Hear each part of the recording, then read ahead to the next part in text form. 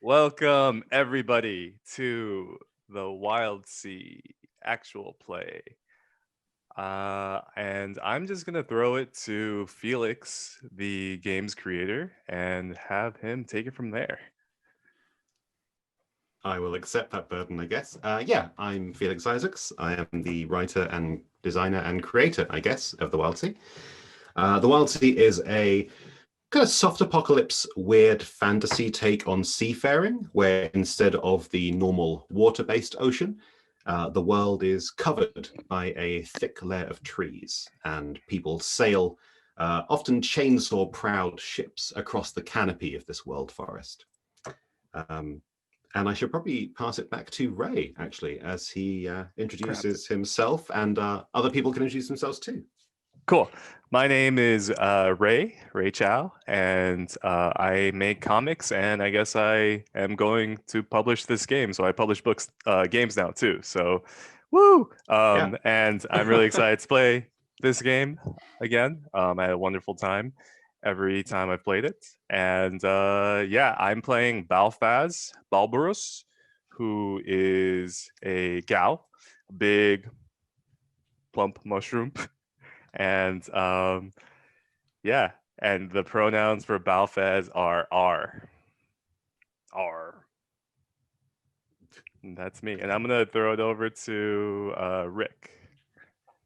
Hi, I'm Rick. I've been running playtests publicly for the Wild Sea for the past couple of weeks now. I've been working with Felix, just doing. I was in closed playtest time, and then once it started getting open, I had the time and opportunity, so I've been just running games for people, and a lot of words have tumbled out of my mouth, and people have seemed to enjoy them, and that seems nice. Today, I'll be playing Dokla Mip. Dokla is an ectus, a cactus person. He is approximately for an ectus, he's rather short, which puts him around 7 feet tall, but still quite large. Instead of the traditional green skin, he has a blue skin like you might see out of some of the cactus in South America, and thorns that are pinkish with little blooms that are in those spaces. And the top of his head is actually a deep, rich purple, despite the rest of his skin being blue. And there are just little white flowers all about. Despite how bright and colorful Dokla is as a person, his clothes are rather simple and carries few possessions whatsoever, save for a small carved statue of a man holding a cup. But we'll talk more about that later, I'm sure, as we'll toss on over to MK. Hello, I am Mistletoe of Voidal Space LLC. I'm a freelance GM and content creator here asked to help playtest The Wild Sea, which I'm really excited about. And I will be playing Daisy today, who is a Ectus Gao hybrid, probably a little short for an Ectus. Skin coloration of a Gao, though she has the long spines and everything of an ectus with little yellow and white spotted flowers that every now and then as she moves just kind of flutter away and then come back, as they are also adorned with wonderful little spotted moths. Okay, that sounds good to me. Rick, just to check, Dokla, pronouns he, him? Oh, yes, Dokla, he, him. They, them also work because he is a big cactus man, and they don't experience, sexual dimorphism as we do. So, yeah. Okay, I will stick to he, him, or they, them. Yeah. Whichever I remember at the time. I feel that's how Dokla is too. Yeah. I think Daisy is probably in the same space. She, her, and they, them as well. Probably she, her for the Gao, and more so they, them for the Ectus aspect of her heritage. Yeah. Okay, then. In that case, the Wild Sea is a low/no prep game. So while I have an opening scene, the rest of the story is pretty much driven by you guys. And I think I'm ready to start when you are. Yep. Okay. So, Rick, what one more quick note. You have the ship sheet for the Fading Dawn, yes?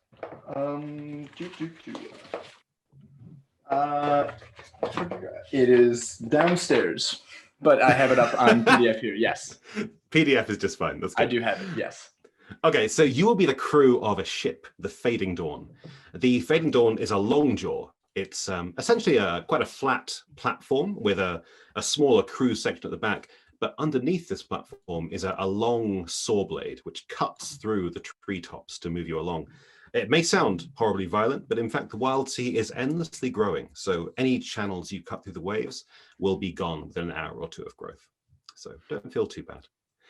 And yeah, I think with that, let's start. You, the three of you, are the only crew of the Fading Dawn. There used to be more of you, but something we won't go into happened at some time in your past, and now it is just the three of you left. What do you do with this ship? Are you hunters, scavengers, couriers? You tell me. Well, I think at this point we have to be scavengers, right? Because we're just trying to survive. I mean, if it's just the three of us, we're out there, and whatever happened, whatever we were in the past was in the past, but now we just gotta survive.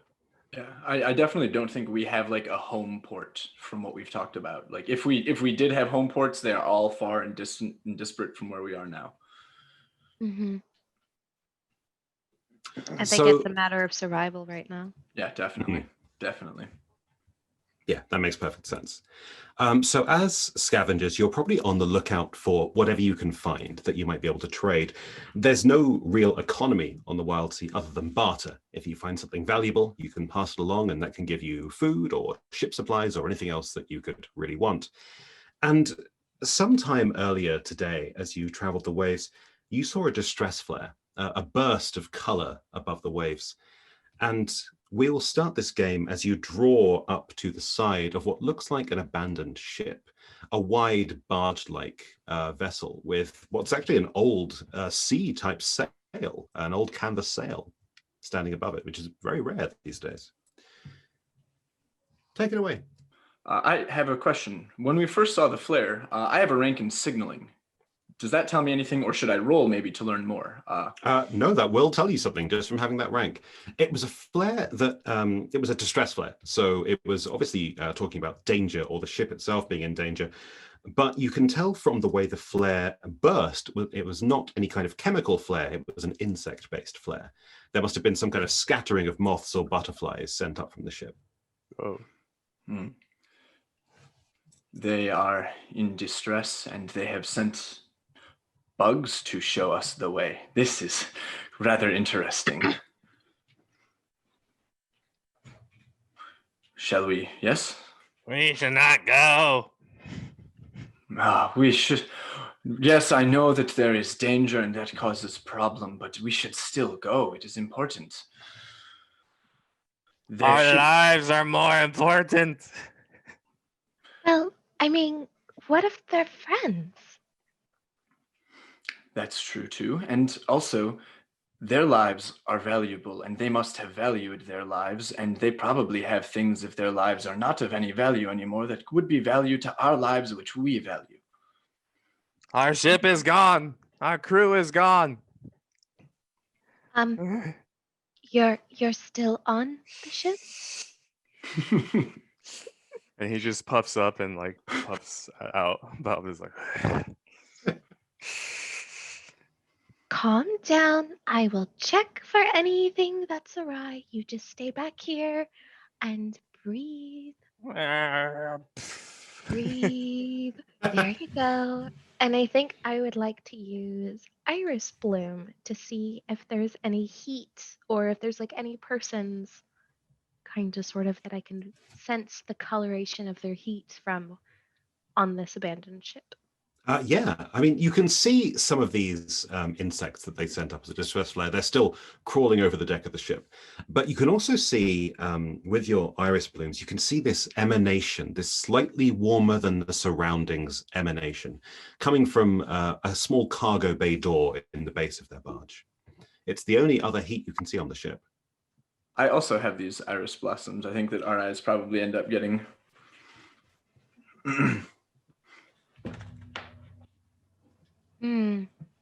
What do you think? Well, whatever it is, it does not seem like it's dead. Could we try and figure out from this heat signature that we're seeing, maybe? Do you want to do something to try and figure out what this could be? I think normally I'd want to roll a scrutinize here to see if I can figure out from the heat signature if anything makes sense. But I mean, I'm looking through what, oh yeah, character names really quick. Sorry, what, I shouldn't, anyway, I'm new to this. But Daisy, I think that we should look to see what's in there. I don't know if we should look closer or from here, but. Hmm. I will tell you, you won't be able to get much more information from where you are now. This cargo bay door is only cracked very slightly. There's a couple of inches of opening there. But if you got onto the deck of the ship, you could certainly pry it open more if you wanted to. Though, of course, moving from your ship to another ship is always slightly dangerous on the wild sea.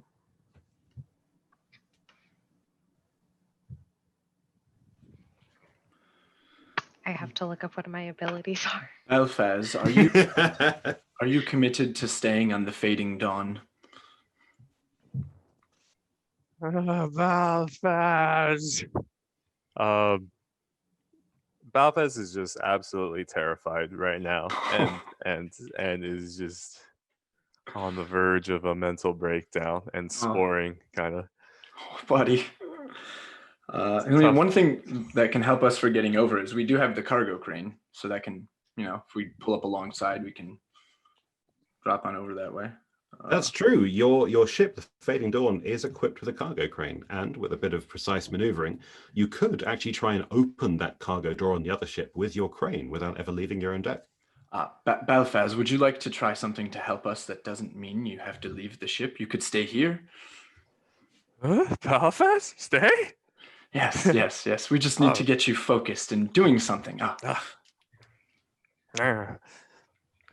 And he does his best, like, little mushroom salute.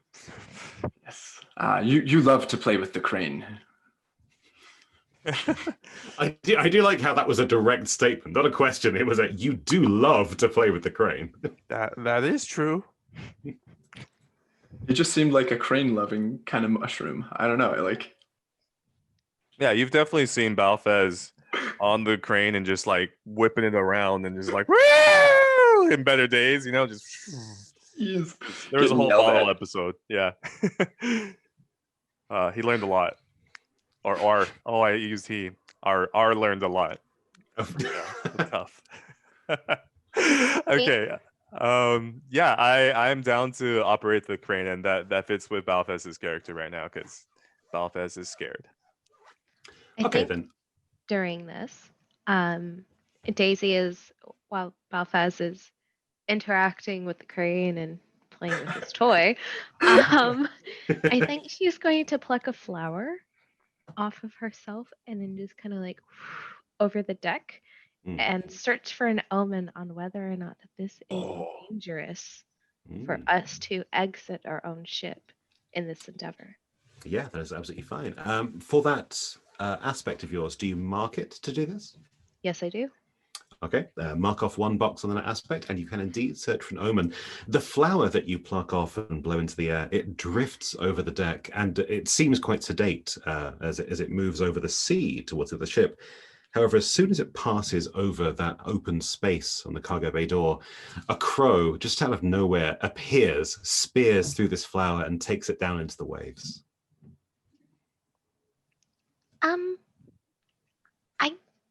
I'm getting this aura off the other ship. And we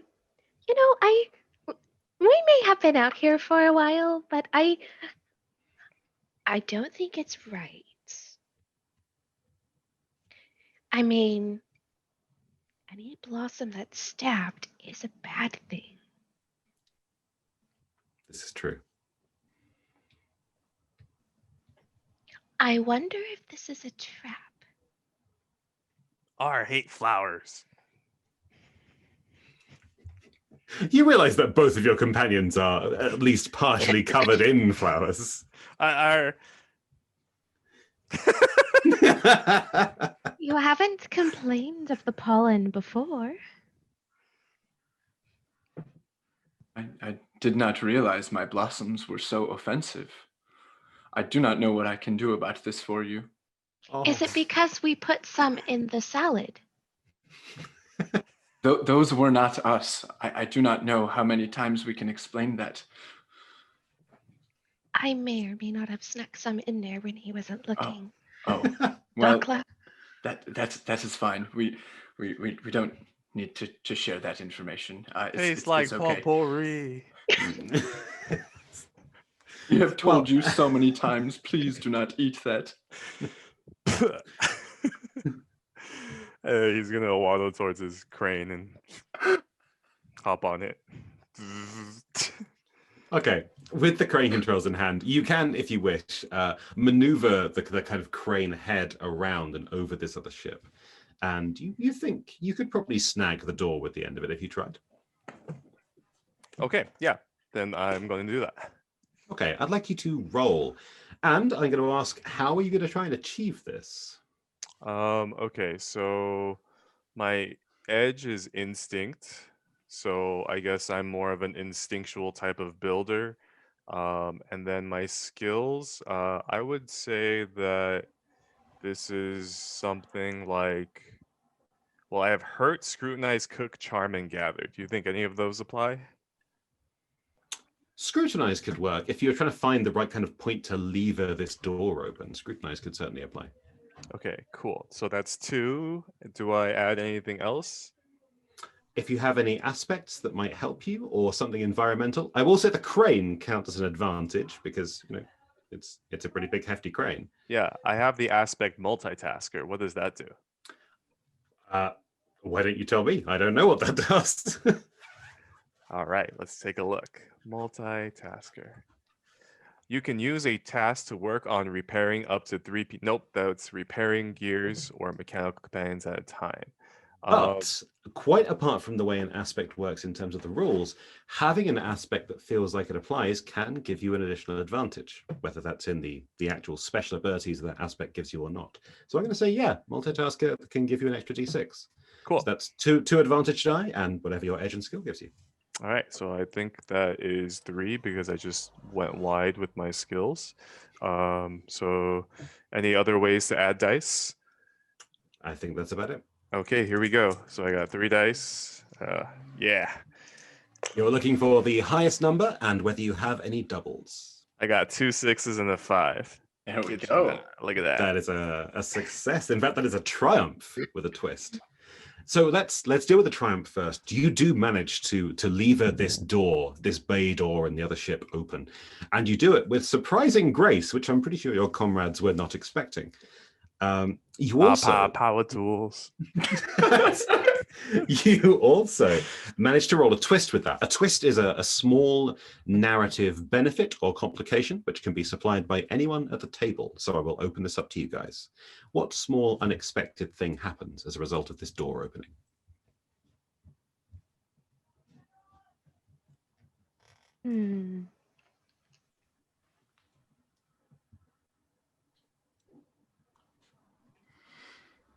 I am going to say that it's almost quiet. He's so good at using the crane that it's almost like it's so well geared. It's so well skillful. He's able to just open it up. Skillful may not be a word I would have associated with Balthaz, but yes, I'll go with that. Yeah. It's all the crane. We just don't tell him. We just Okay, let him fair be. enough. So the definitely very it's skillful Ogwyn. Balthaz. Yes. Yeah. Never mind that we actually had to add wooden paddles to all of the gears. Oh, yeah. Those big mitts could, Yeah. Like it's totally just it's a contraption to even control it. Okay, so you do manage to lever this cargo bay door open, and you do it surprisingly quietly, which actually is really going to work out in your favor, because as that door opens, the two of you with iris blossoms, Dokla and Daisy, you can see there is actually a lot of heat emanating from this space. There is definitely something down there.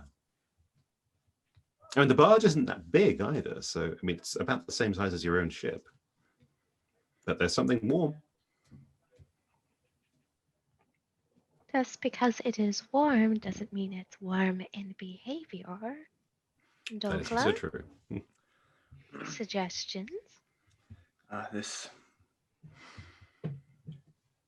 At nothing else, I can check and jump and get back to here and get us out and away. This is something I can do to check. This is why I was initially brought aboard the Fading Dawn. Okay. I think this is also like the first time that he has truly been like the muscle for something like this. Because I've played Dokla before, but I'm thinking now that this is actually early on in his time out on the waves. So, yeah. Okay, I think that, yes. So he's got a glide cloak. Is that going to help us with this? I mean, coming up and down. So that way getting on over to the other ship. Yeah. In fact, you could actually probably climb the crane and just glide quite safely down from the top of that crane onto the deck of the other ship. Okay, but it would stop your own ship from getting too close now, since you don't know what's on there. Yeah. Balfaz, would you please hold the crane just enough steady? I will leap onto the other ship, and it only needs to be enough steady. The air will help me after. Enough steady. Daisy, please make sure it is just enough steady. Yeah, I think the second person you got for that job may be more useful than the first, but yes. Yeah. Okay. She just kind of goes up to the crane and like puts her hands on it. Okay. Yes, this is perfect. You will help in many ways, because by standing on that side, Balfaz will be less encouraged to swing to that side. Oh. Maybe. Okay. Yeah, I think there's a nice climb up and gliding on over to the other ship so that we don't have to get too close. Yeah. And there's no particular inherent danger in this. You've set yourself up quite well, so you don't really have to roll. And you also don't have to roll to see what's there. With the sunlight streaming in through this open cargo bay door, you get a pretty good view of what's down there. Although it might not be something you want to interact with immediately. What you see, Dokla, is that the hold of this ship, the cargo hold, is full of eggs, white eggs with brown kind of speckles all over them. And they are big. Each one is about the size of your head. There are eggs aboard the ship. If they are warm as we felt, so they must have young within. This is puzzling. I do not know if it is nest but this is what would we like now to do? Well, you can see it's definitely not a natural nest. Yeah. Yeah, these eggs are packed in kind of leaf mold and leaves and shredded things. Okay. These are packed for transport. I see. Someone was trying to move living eggs. Do we know what species? You can roll to see if you can find out if you have something relevant, do you think? Have cook. I will let you take that. Yeah, that's actually a really good application of the cook skill. Yeah. So I think I've got 1 for my tides, 2 for my cook, and I don't think I have anything else here that's going to really help me out with this. Oh, maybe the iris blossom if I'm like really looking to try and see what's inside this. The source of heat is coming inside of it. So yeah, I think that applies. That's a good call. So that puts me to 4d6, 1 for teeth, 1 for advantage, 2 for cook. I have a triumph with a twist. Okay, so you can indeed tell what these eggs are, the species these things are. These are manticrow eggs. they're not something you've ever really come across before because manticrows are extremely territorial and very protective of their young. So you have no idea how they manage to get such a large amount of these eggs away from their nest and into the hold of a ship. And with your twist, if you don't mind, I can supply something. Sure, go for it. You know when these eggs are going to hatch. And in fact, I'm going to make you a track, an open track. And this track will have 4 boxes. When it's filled, the eggs will begin to hatch. And I am marking the first box off now. The young are coming. Oh man. These are Manticrow. They are coming. They're coming soon and fast. Question. Can you remind me what veils on your edge is again? Yeah. Veils is the edge of secrecy and cryptic knowledge. Is there anything specifically regarding these manticrows that are used in ritualistic aspects or even mythical? If you want to roll for it, I can tell you. Okay, so I have veils. I think I'm also going to use omens again. Uh-huh. So I will mark that off. Oh, if you're just using it to get an extra die, you don't need to mark it. Oh, okay. Yeah, it's only if you're getting a specific omen using the actual text of it that you mark it off. If you're just using it for a general advantage, you don't need to. And would wave walk have any aspect here? It'll be tenuous. Like you might have encountered these things moving through the waves, but yeah, it is a tenuous one. I'd probably stick with the first 2. Okay. Okay, so that would be, I think, 2d6. 2d6 indeed. A 4 and a 3. Okay, so a 4, your highest, is a conflict. That means something good and something bad. And both of these things are going to be information for you. It's just one of them is something you might not want to know. The good side of your conflict is that you know there is an application for manticrow eggs. Not so much in ritualism, but in experimental cookery. Manticrows, the creatures, are resistant to crezerin, which is a mutative chemical shot through the waves. So a lot of people use these in alchemical style concoctions to make themselves more resistant to the surrounding area. The downside is that now you have a little bit more information about what these eggs are and how they're packed. You think you might know who owns this ship.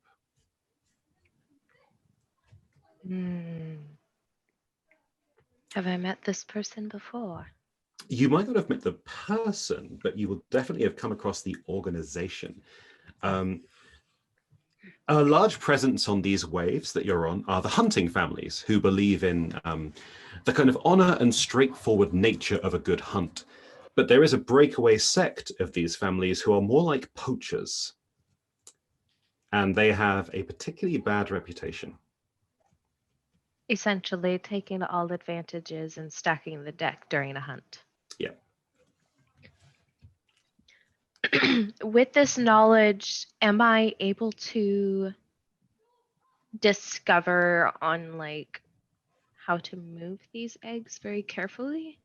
So we could essentially like rescue them without letting them hatch? Okay, so that's a little bit harder.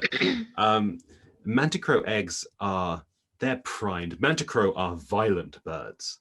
And they are primed to, if their eggs are disturbed too often and too much, they will burst open early. And whatever state this manticrow in, it will be ready to fight. So the more you handle these things, the closer they will get to hatching. And these were pretty much the only heat that we kind of like sensed in the ship. Yeah, whatever else was on the ship, whoever else was driving the ship, they are seemingly long gone. Dokla, so a little bit of good news, a little bit of bad news. I know who was initially manning the ship, but unfortunately, if we happen to come across any more, we will probably lose our heads. Yeah, these poachers do not have the best reputation. However,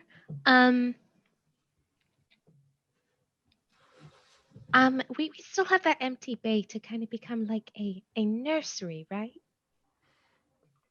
That is, we do have an expanded cargo bay. Yes, we had talks of using that in many ways, and nursery was an option. Initially, we had thought plant nursery, but bird, insect, monster nursery is an option. Yes.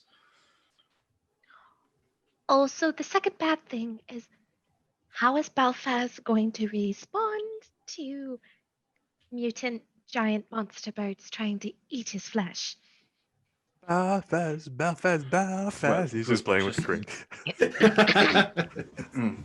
I think that is a problem that we will figure out in the moment with the words that come out of our blossoms as they do to communicate this problem to Belfast. I think that we have a lot more going on right now because if this first problem cannot be solved, we cannot have the second one. I could always hypnotize him. That is an option. We try to avoid that one when none, but if I'm maybe- sorry he maybe the blamed your crow- cooking the last time. yeah, it happens. It happens. So Daisy does have naturally high hallucinogenics for spores. So if we do need to move the eggs, we can probably go ahead and move them. Or if they start to hatch or something, she can possibly calm them down. That is a good call. I like that. That is something, but I don't think we should stay here Mhm. that much longer because if the ship has been missing for too long, and if we're in certain waters or certain waves, Yeah. that essentially this is their territory. And also, I don't know if the parents are around or trying to find their young either. Would really rather return them home. Yeah, I mean, that flare, that insect flare that you followed here was a few hours old. So you're probably not the only ones to have seen it. Oh no. Hmm. Are the people who own this ship, they are hunting. They are hunting. Are they hunting the parents? Maybe they are hunting us. The spinning crane doesn't help our position.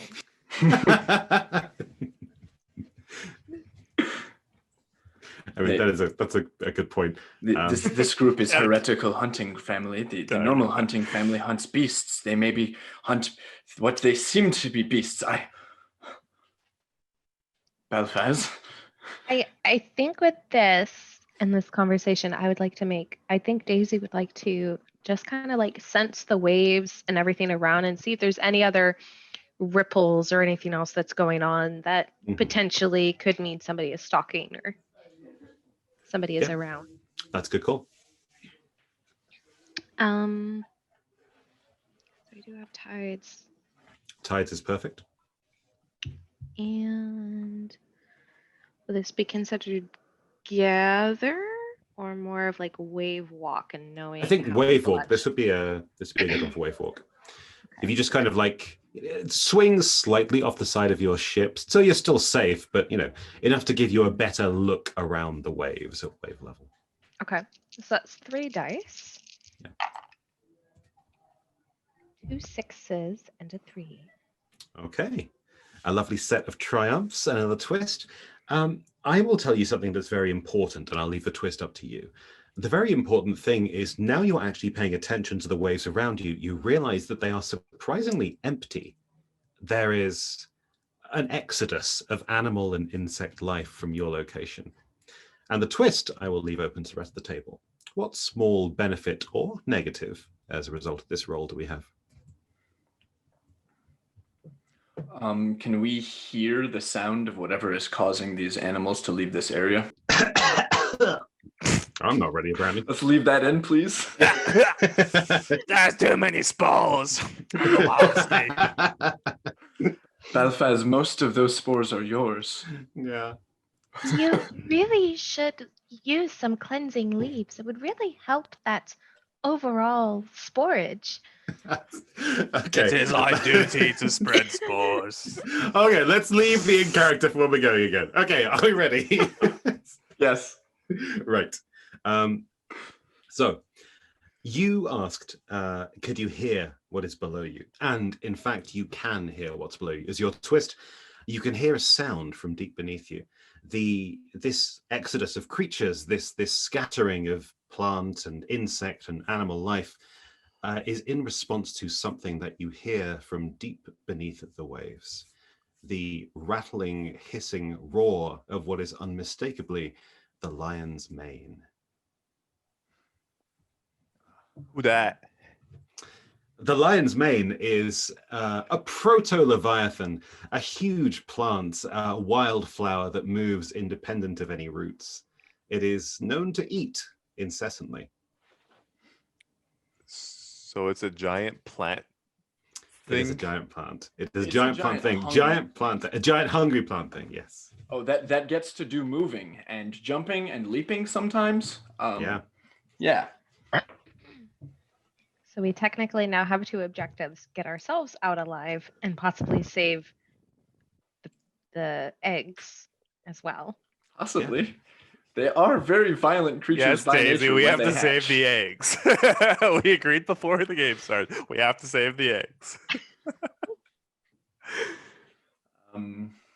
You did say you were nice people, We did.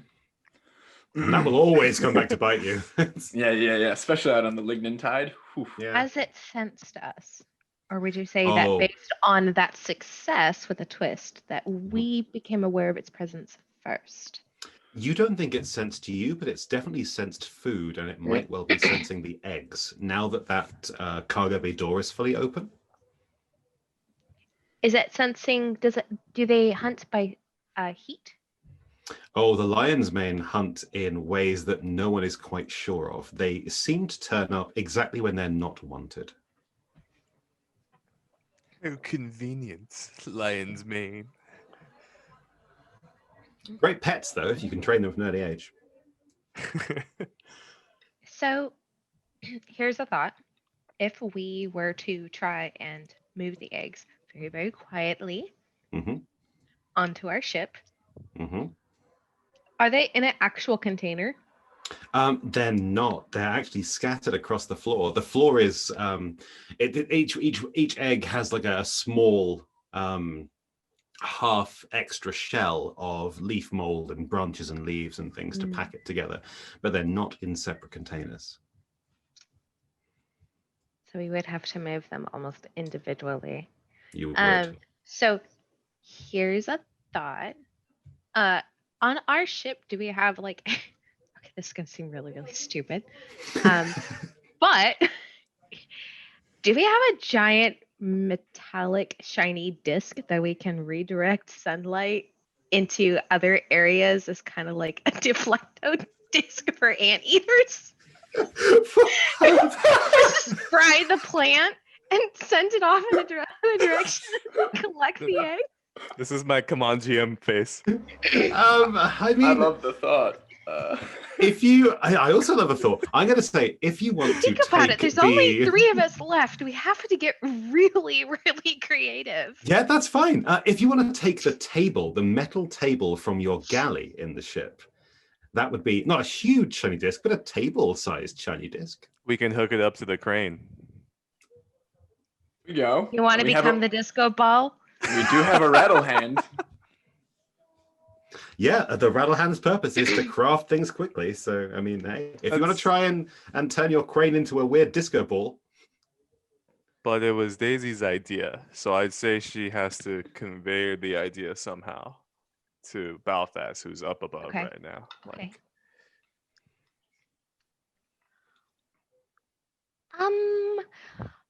Balthas. So, granted, you haven't been happy with the food. I'm pretty sure 1 or 2 will break as we like move them, and like, you know, you won't taste it after the salt. But can you distract the thing downstairs so we can move the other things across? really, really quickly and quietly. I was thinking. Remember when we played Flashlight? It's just think of that just really, really big. And he gestures with like his stubby hands, like like how big we talking? Like, Um,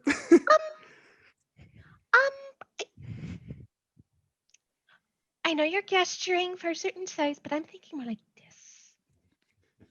And you do have much wider arms than Balthaz. Yes. Yes, like that.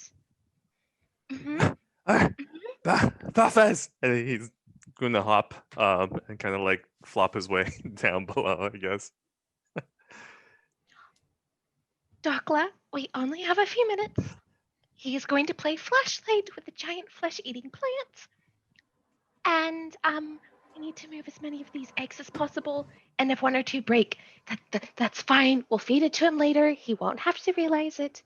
If one or two break, it will try to feed itself with me. I could fix that. Which part would you be fixing? Specifically, me after or the situation in which I would find myself when the eggs do break? I mean, if I save the plant and a petal falls off the flower, is that technically still saving the plant? I don't know. This is an Okay, interesting plan you've got going. let's give it a try, and we think, oh, bet that's later. Okay, I have planted petals that have grown flowers. It was weird, but let's see what happens. As then. long as I get a sprout, if you survive, we can just simply regrow you. Oh, my family will not let that happen. They will take my spirit and use it. Oh. Even though they aren't aware that this situation happened? Oh, they are aware right now. I carry them with me. Am I technically talking to the entire Dokla family? No, not now, but sometimes. You are occasionally talking to the entirety of the Dokla family, and I am Mip of the Dokla family, yes. Okay. Anyway, let's take care of these eggs. Strange family roots, but okay. Yeah. Off she goes. Oh, Okay, then, we let's, Actus got rid of our roots a long time ago, but thank you. Oh, plant-based puns. Let's run this as a montage. In a montage, each one of you can take a single large action known as a task. So that will hopefully let you fix up your definitely very sensible disco ball idea and move these eggs. And when the montage ends, the lion's mane will most likely appear. So I recommend you do it fast. Okay, so I guess mine is obvious, or Balthaz is obvious. So Balthaz is going to go below and try to build the disco ball, but Balthaz's drive is find a matching hat. So while below, I would like to scrounge for a mad scientist hat for Balthaz and see what I can find down there as well. Well, I will say that because your disco ball is going to be made of the table from the galley, you would definitely be able to find a colander. I will definitely take a colander. Okay. Yeah. So you're now a lovely mushroom boy wearing a colander as a hat, and I am fine with that. And I have so instinctually, I guess, because that's my edge, and then I'm going to use gather, which is one of my skills, and then I also have multitasker as an aspect here. Does that help me? In terms of gather, do you have scavenge? I don't have scavenge. Gather is more for organic specimens. Oh. Well, I have cook. Would that count because it's in the galley? You know what? I'll let you take it. Cook is I'm OP. gonna regret letting you take it, but I'll let you take it. Yes. It's canon, folks. It's part of the Wild Z from now on. Oh, The no. pastafarian mushroom. cooks up schemes in the kitchen. Oh no. Oh. Okay, roll it with Oh. cook. And multitasker would definitely, yeah, that would work. Boom. You are Uh, trying to find a collar, a hat, and a table disco ball at the same time, which are words I must admit I never imagined myself saying, but there you go. Okay, so there's 3 dice. And I got, highest is a 4. No doubles. So that's a conflict, something good and something bad. With your conflict, I think what is going to happen is that you do manage to make this disco ball work, but it is tenuous. Like as soon as the table is jostled or knocked, it will probably come off the crane. Never been good with our hands, Balfaz. Okay. Let's go to Mistletoe. What are you doing for your task?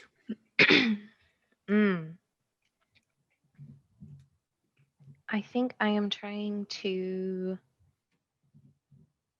move eggs, Okay. or at least try to get what I can. Yeah. Um. A task is a big action, so you can get a lot done in this time. I think I will use automatically. I'll just go ahead and use the hypnotic spores just to make sure in case anything hatches or attempts to hatch or anything like that, they're already calm.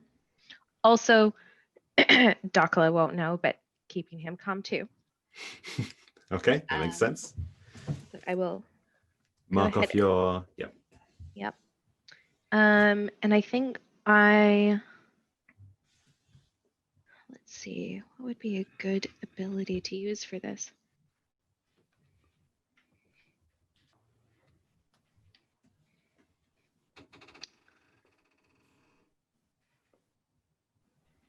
I have some sour vine extract.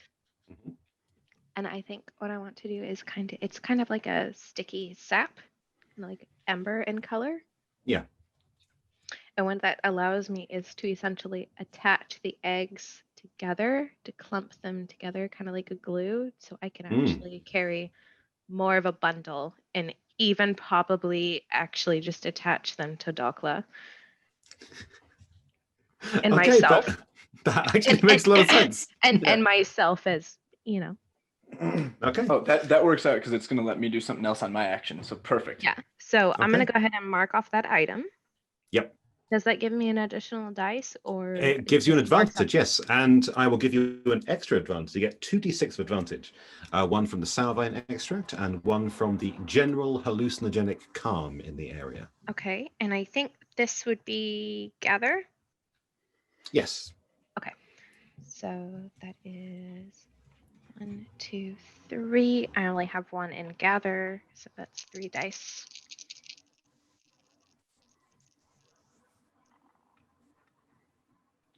Four, a 3, and a 1. Okay, so that's a conflict. You manage to get most of these eggs in the time that your task is taking. However, there is a downside. You are now covered in sour vine extract yourself, and that stuff is sticky.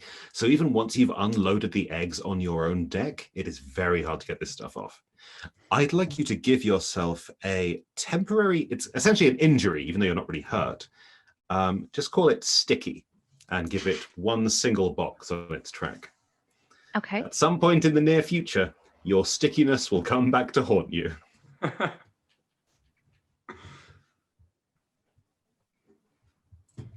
I actually have a little bit of a twist for that. Could I actually? You didn't roll a double, so you don't get a proper twist. But if you want to add some narrative flavor, I'm completely open to that. Well, I was going to say, can I technically mark one of my Myers because some of those hallucinogenic spores get trapped in that sap as I walk, so essentially leaving a trail, potentially. Yeah, I am fine with that too. That's good. That's a good use of mine. Okay. Okay, and Rick, you were the last one to have a task. I have this beautiful whisper here, Caves Beneath. And there's this plant monster that's trying to climb up from the waves beneath us, swimming up towards us.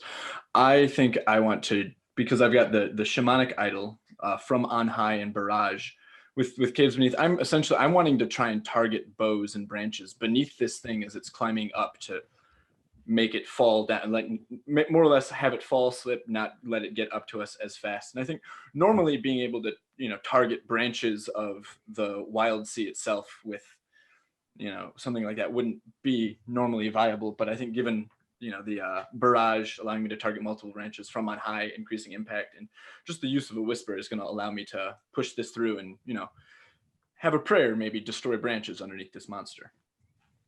Yeah, I think it's actually a good plan. It's not close enough for you to quite see it yet, but you could definitely kind of ruin its path coming up to your ship. Yeah, I think that's what I'm aiming to do. So I think, do you want me to roll a shoot on this, or do you want me to just go with it on the whisper? Yeah, shoot sounds good. All right, cool. 1 for my tides, 2 for my shoot. And I've got the shamanic idol I'm using and on high. So I've got 5d6. Let's see. I have a pair of 6s, 2, 1, 5. So I have a triumph with a twist. Nice. Look at this Very guy. triumphant game so far. Yeah. You do indeed manage to break a large kind of swath of branches underneath you. Not enough to make your ship fall, which is always a slight danger, but enough to make the area underneath your ship, like immediately around your ship, far harder to traverse under the waves. Yeah. What would you have as a twist? Let's open it up to the table. Any ideas for a twist for this? I have a thought, but I'd like y'all to go for it. See what you have. I've been wanting to see that eggs hatch for a while now. I am happy if you want a twist to be one of those eggs hatch. I am happy to do that. MK, you're on mute. MK, you're mute. Sorry, I coughed earlier, so I'm muted. I think you've been using that bow, and a little bit of that reverberation kind of hit one of the shells on its way out of your bow, possibly cracking one. Yeah, I think I'm that'd be fine really with that. In that case, I will mark another box on the Manticrow eggs hatching track. Yeah. But also, one of those eggs will hatch, and you'll get to see a Manticrow up close. Yeah. This is still a young Manticrow, and as it pushes its way free of the shell, you can see that it's kind of cute in an ugly way. It's kind of the spray of black feathers and gawky limbs, wide wings.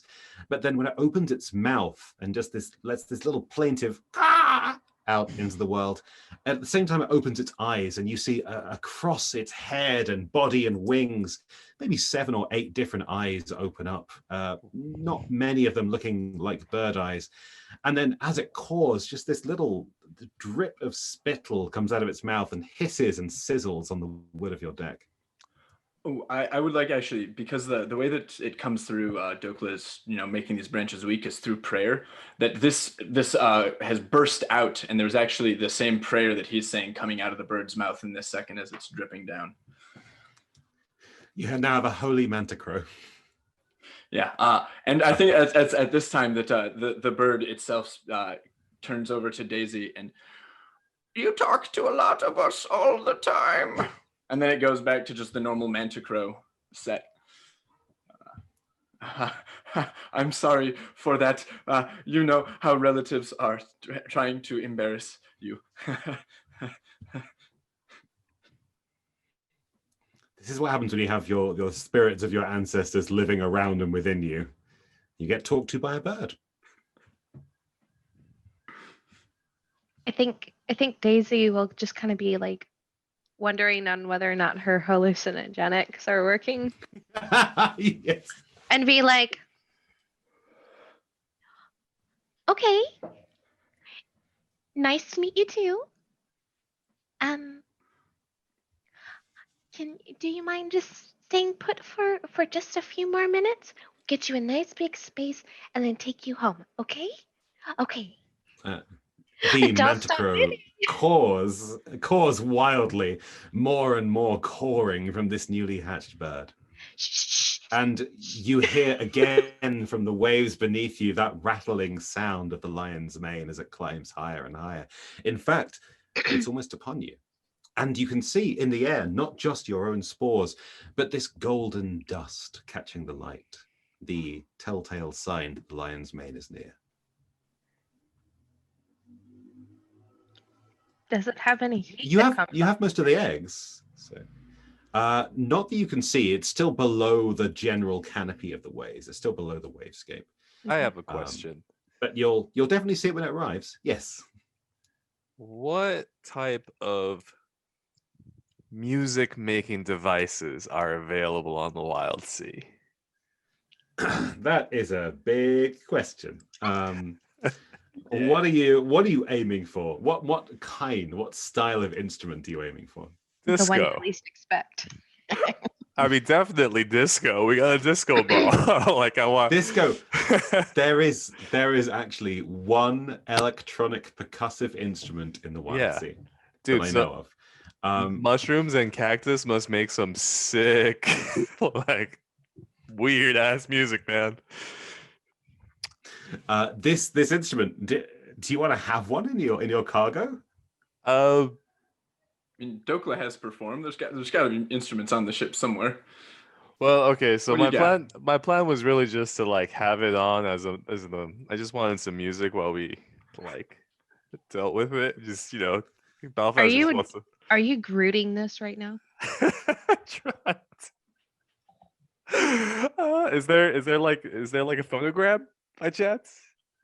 Not I just want to really. press play. Well, what you could do is you could shake it wildly and then throw it somewhere. Because this instrument, is this kind of electronic percussive thing, is known as a ray cage.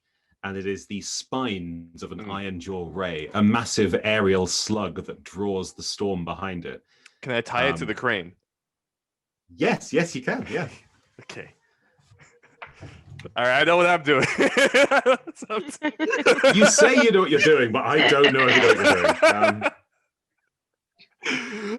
So the lightning trapped within these spines just kind of sparks and glitters, and these loud percussive booms echo out just like thunder. You have made a disco ball with its own soundtrack.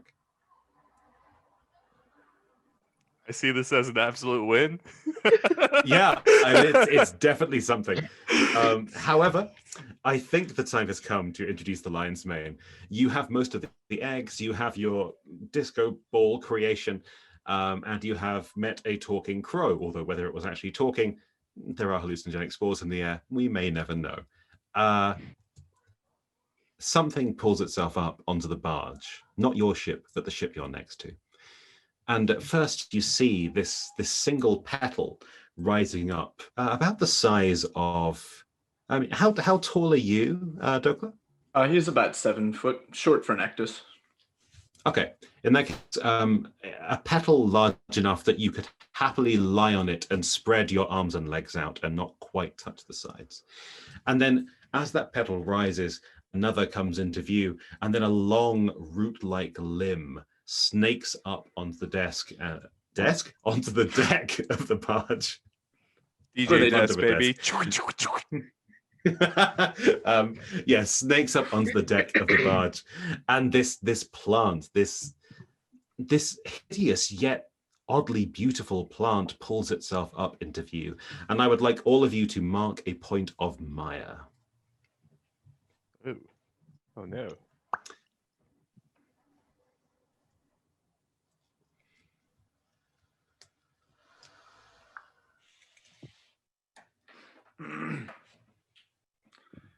Stressful seeing big scary plant monsters. It is indeed. Mire is a measure of your resistance to the horrors and oddities of the waves.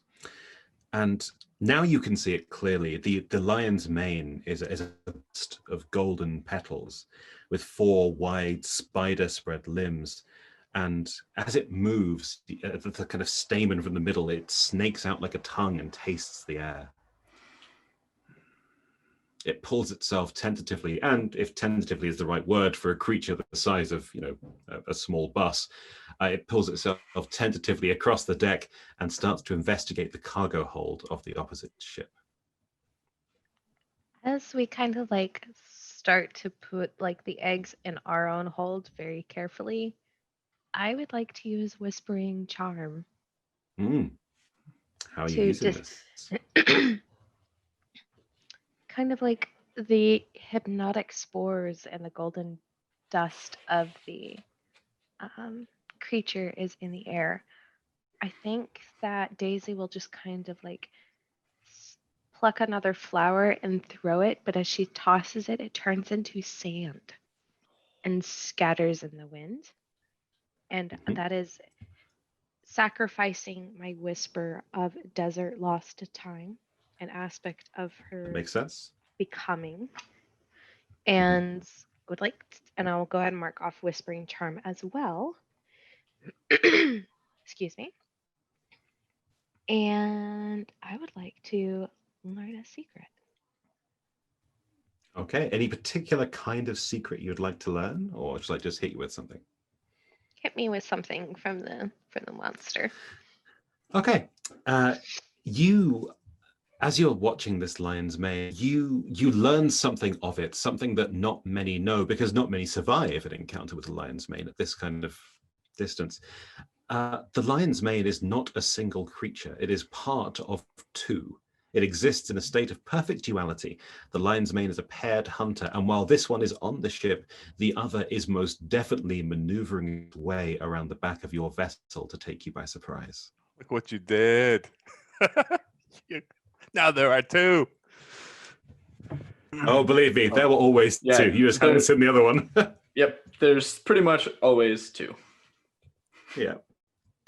Now, what does a whisper do exactly? Whisper changes reality slightly around you as you speak it. They are living words that exist in your head. Once they leave your mouth, these words are lost to the air, but the world has changed slightly because of them.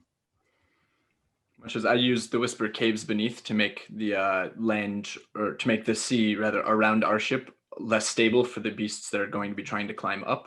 So it's like, as during the prayer that was whispered out, I've seen distant thunder used in such a variety of ways, whether calling down a clear sky lightning strike or interrupting the drums that are being played from part of the ritual song, imitating a root quake, or initiating a root quake, depending on, the people and how crazy and reckless they are. But all kinds of uses. So That ability is really cool, man. yeah, I think I would like to use it real quick since I just gained this knowledge real quick, and then I'll let somebody else do something.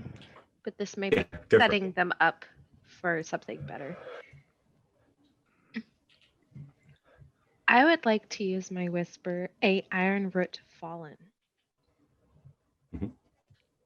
And I would like this aspect right beneath this other ship to essentially fall into the depths of the sea itself, causing everything to fall and drop. Oh, that is going to be dangerous, but yeah, I am happy with that. However, that is a big effect. So what I'm going to set a track for it, Okay. but You we'll take do have to time realize change the world. I am moving into my mire of the waves call me to travel deeper than it is safe. So Yeah, no, it makes perfect sense. Yeah, that's great. I am marking off the first box, this very short track for the iron root beneath you falling. And I recommend you do something to move or otherwise deal with these things, because as you say these words, as they make their way into the world, the lion's mane turns. It turns from the now mostly empty cargo hold and regards your ship. Takes one tentative step forward, and then before you can react, it bunches its teeth and leaps, and it leaps straight at the disco ball that you have erected on the end of your crane. they're attracted to movement. Belfast. Movement, light, and salty Ectus beats. Yeah, okay. All This lion's mane slams straight into the ball, which is, of course, ball is a very generous word. It's a table with a box stuck on it. It slams straight into this, and the crane swings around, pulling it around the deck. It kind of skitters and howls as only a plant can, which don't ask me what that sounds like because I can't do that noise. But it is now attached to your crane very tentatively, and it's going to fall off very soon. It is attached to your crane. The lion's mane is now your ship. Does a lion's And with that extra weight, I am going to mark the second ball, and just so you know, does a there is a lion's creaking mane, and cracking from below you. does it count as a pet or an animal? It's definitely an animal. I wouldn't say it's a pet. What? Right.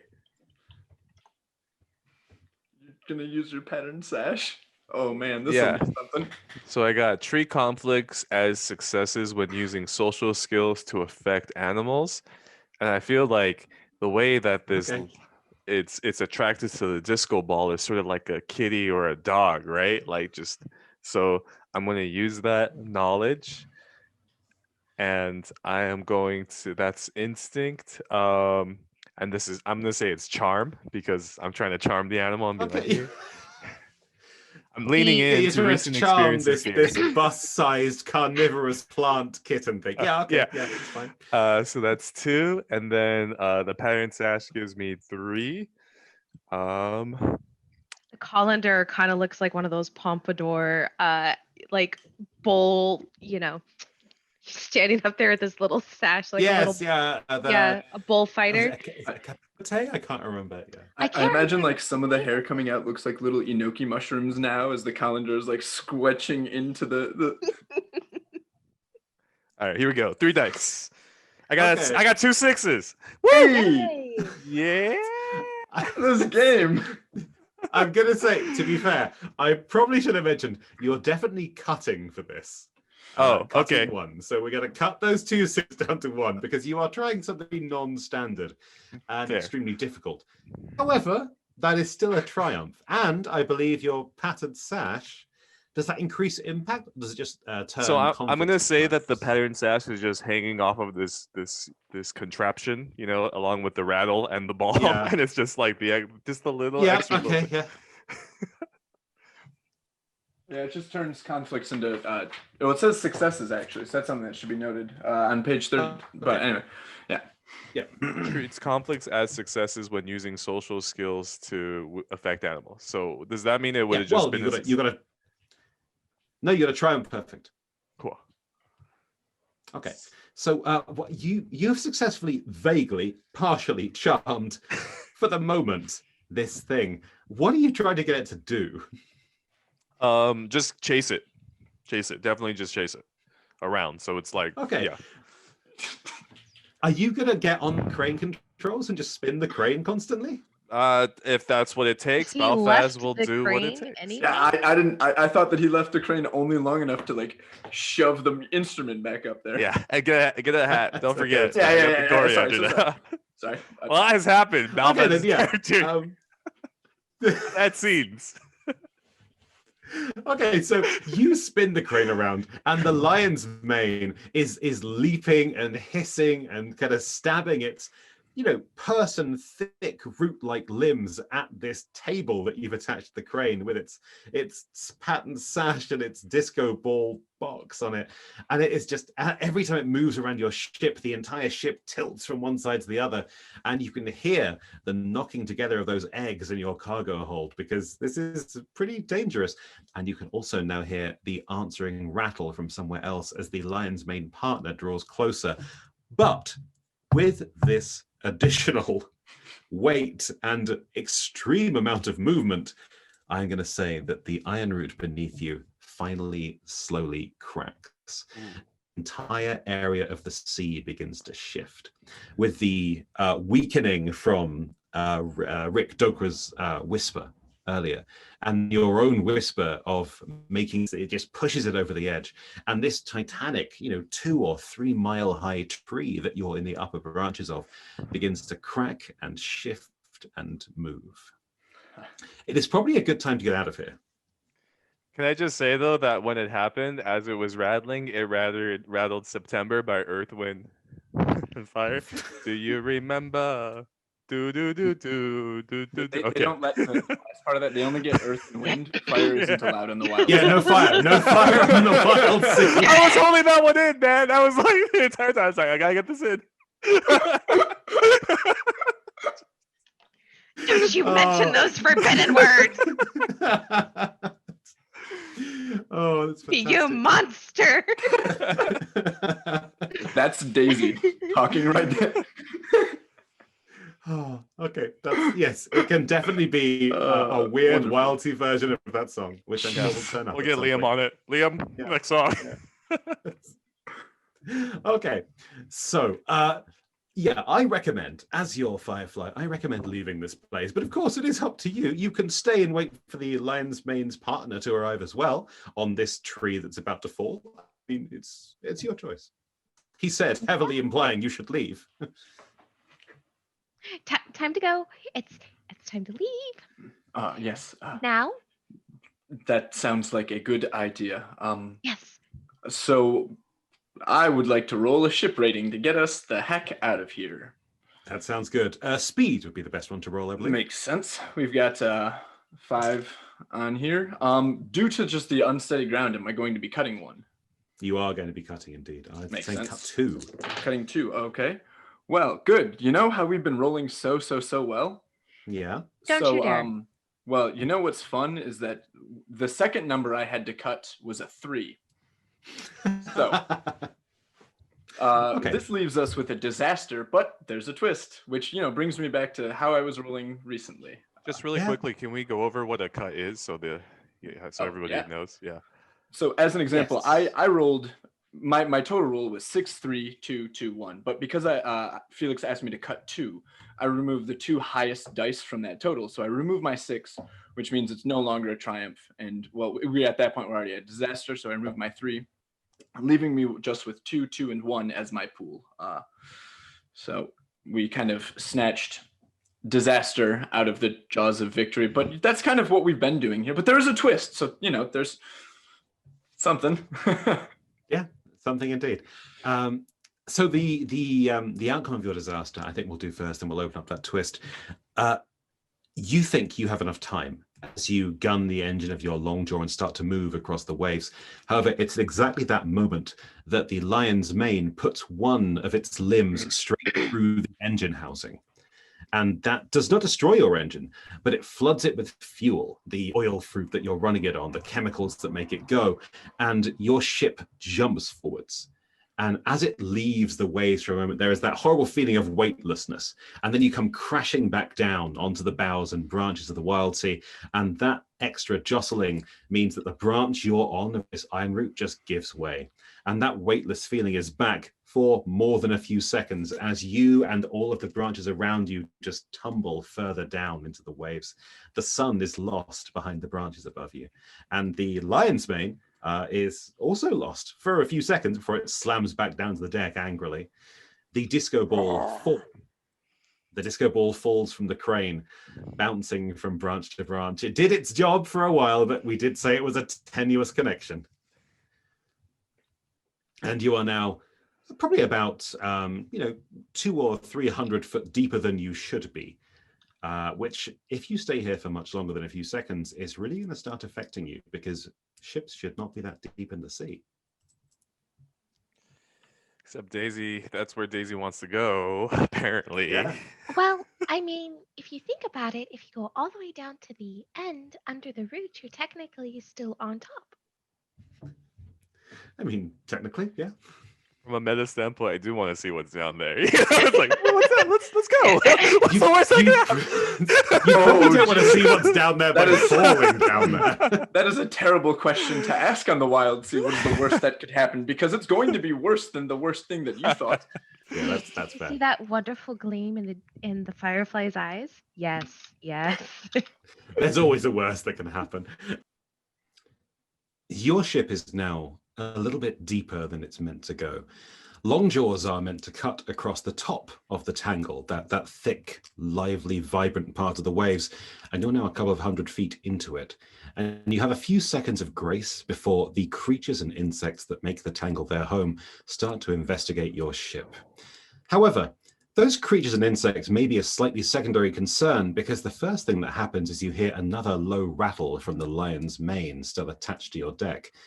Now that disco ball is gone, it is a very angry carnivorous plant. What are you going to do about that? Because if you don't answer quickly, it's going to do something about it itself. So which one of us can self-populate after mutation? Sorry, mutilation. No, I'm joking. I'm joking.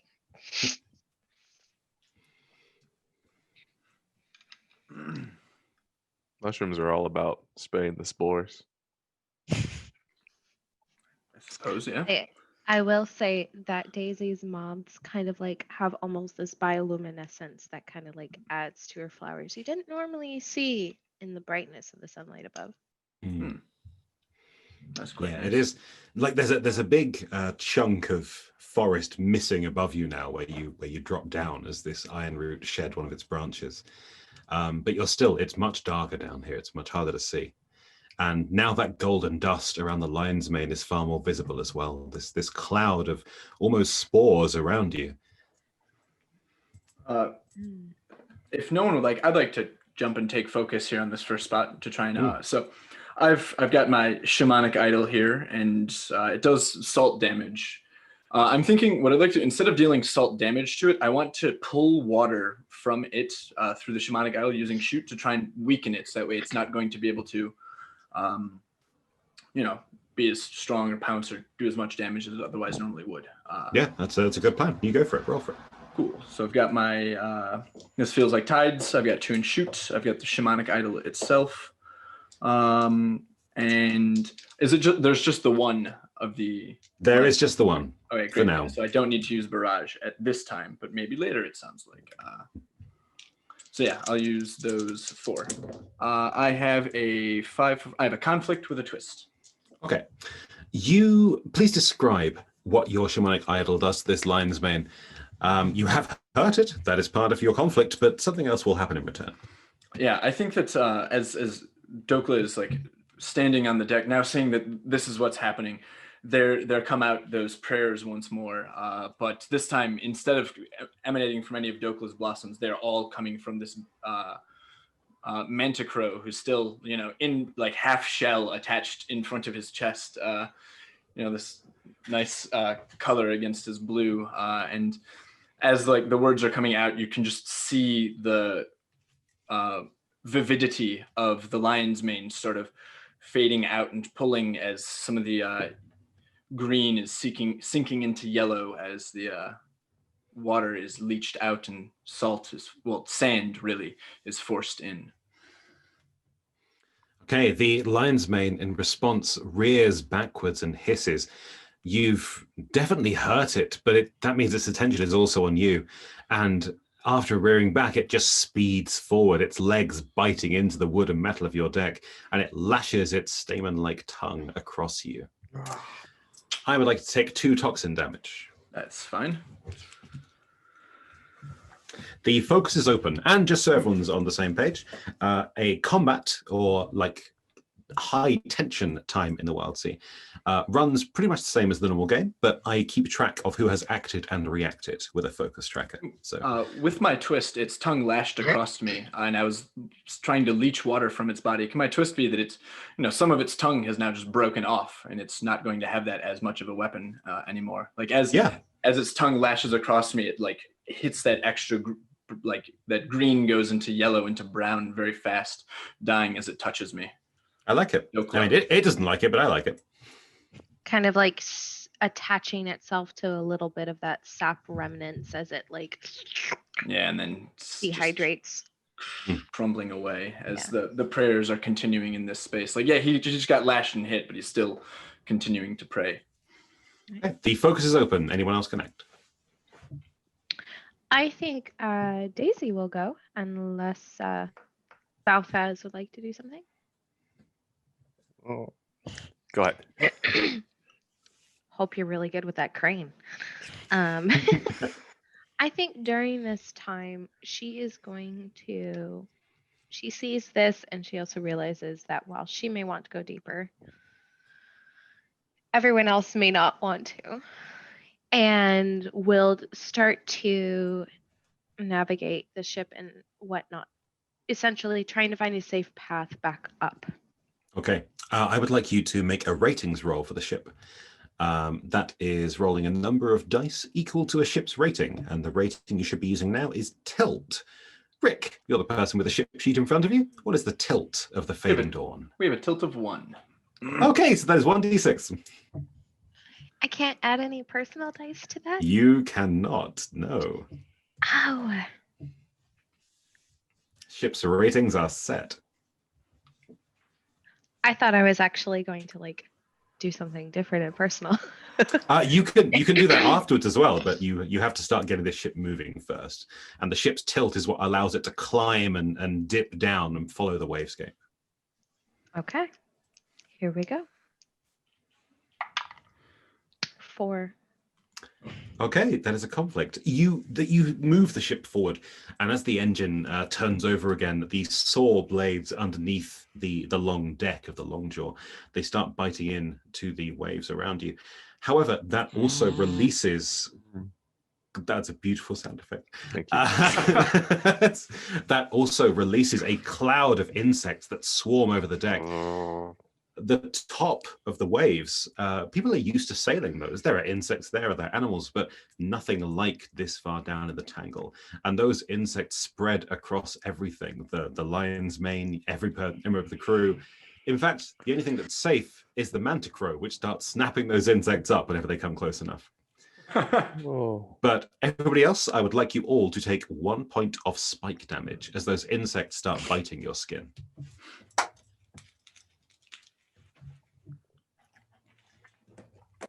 And now you're moving, I believe, Mistletoe. You had something else you're after. Yes. Knowing my way around the tides and the different types of currents and everything, I think I would like to try to find the best path for us to continue the climb while also having maybe some of the lower branches of the waves and whatnot being able to knock off the lion's mane I like as it. it sweeps over the deck. Yeah. And I have this really old faded almanac that I found. And it describes plants and things that, seemed fantasy to Daisy, but she recognizes some of them and realizes like one of them is very prone for massive movement, like vibrations or something. She's like, Yeah. if we go really, really close to that one on our way out, maybe it will snag the lion's mane. I like it. I would like you to, when your next turn comes around, I'd like you to roll to see if you can steer the ship into that plant. Okay. You are on track for it, but it's going to take you a little bit of time to get there. And in that time, Belfaz, the patterned sash that was attached to the crane, it drifts through the air and lands back in front of you. It is yours, after all, but that is also a signal for the lion's mane to turn and see that sash that it was so recently chasing, and it leaps directly at the sash, which of course is also directly at you. What do you do? Belfaz is going to snatch the sash, and as Or's moving, Or is going to attach the sash to a volt rail that Balthaz has. And Balthaz is going to go, Balthaz! And like whack it like really, really hard with the cattle prod, basically, with the sash going. Bad plant. Back. Yeah. Okay, roll for it. I'm going to Okay. say you are going to have to cut 1 for this because this thing is moving towards you pretty fast. Okay, so I think that is me using my instinct once again. I'm trying to hurt it with my skill, and then I'm using both my pattern sash and my volt rail. So that's 4. And cut 1. So rolling, I got two 6s, so I cut 1, and my highest is a 6. Okay. That is not bad at all. You have dealt damage to this thing with no downside for yourself, in fact. The lion's mane crackles with electricity briefly, and a small kind of puff of smoke emanates from its the center of its petals, and it rears back and then changes targets. It is searching to see who is a slightly easier prey than Balthaz apparently is. I would like to point out that Balfaz is all of 2 feet, 2 feet high, but like maybe 4 feet wide. Even oh my goodness, this is not something I knew.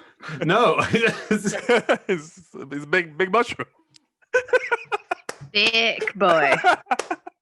It's big. I knew he was, I told I you. didn't know he was. He's big as mushroom. I thought, in terms of it, he was like like a ball. I didn't realize. Yeah, I was thinking Hockey rotund, puck. maybe. Like- Think yeah. about one of those puffball mushrooms that grow under stress, and that's what he is. Like it. Oh man, Belfast.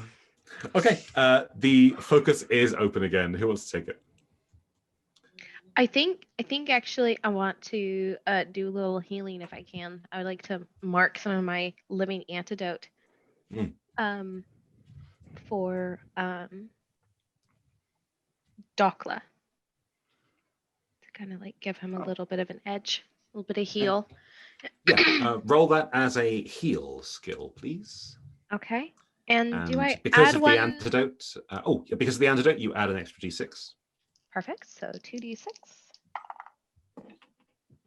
4 and a 3. Okay, that is a conflict. So even with the extra, the kind of impact that antidote gives you, it's still only healing 1 point for Balfaz, but or Dokla. You were going for Dokla, weren't you? Only healing 1 point for Dokla. But I'd like you to describe how you run over to Dokla and apply this antidote as the ship starts chewing its way towards this tree that you're aiming it at, or this semi-unknown plant. I think she hands like one of the flowers to one of her moths, and they flitter over and just kind of like stick to him. And as it sticks to him, it kind of like blossoms and then wilts, and that's when it gives the antidote to him. Oh Yeah, that's really good. And Dokla is feeling surprisingly good about this, but the lion's mane has noticed this unknown and previously unseen moth, and it tracks it back to you. And as it turns its petals to you, this huge thing, it doesn't have eyes, but you can tell that it's looking at you. And then it flexes those petals, and there is a burst of golden light from within them, and you see words spiraling across those petals. Do you speak Hyvin? I didn't technically write any language down, so yes, I will say that I have. Quantum languages. Not a feature of the Also- Wild Sea. Also, I will mark off a search for omens with this particular instance. Oh yeah, that's There you go. So yes, what did the words say? with And your. is there any special meaning in it? Well, with your apparently extremely limited knowledge of Hyvin, you can't make out exactly what the words are saying, but you can work out what they're trying to do, and that's going to give you a little bit more time to react. Because as your omen, the moths that are part of you, they a lot of them just kind of spiral up into the air and then drift down to the deck as if asleep. You know that this thing is trying to entrance you somehow. And you have that little bit of time to react before it hits you. I'm gonna do it back to it. Oh, you do have hallucinogenic spores. That's true. I do, and I would say that I am more entrancing than it. You have to realize that I was born in a desert that is lost. I was born on a mountain I never should know. I can never find. I say There's roll power. it. That's good. There's Yeah. power in that. Yeah. Okay. Yeah. Okay. Hold on. I'll mark that off. I am going to say, yeah, you're going to have to cut one for this because this thing has a lot more hallucinatory power than you do, but you have drive, I suppose. Okay. Hold on. I have to figure out exactly which skill to use for this. Yeah. What stands out to you? There may not be an applicable skill for you, which may make it a harder roll.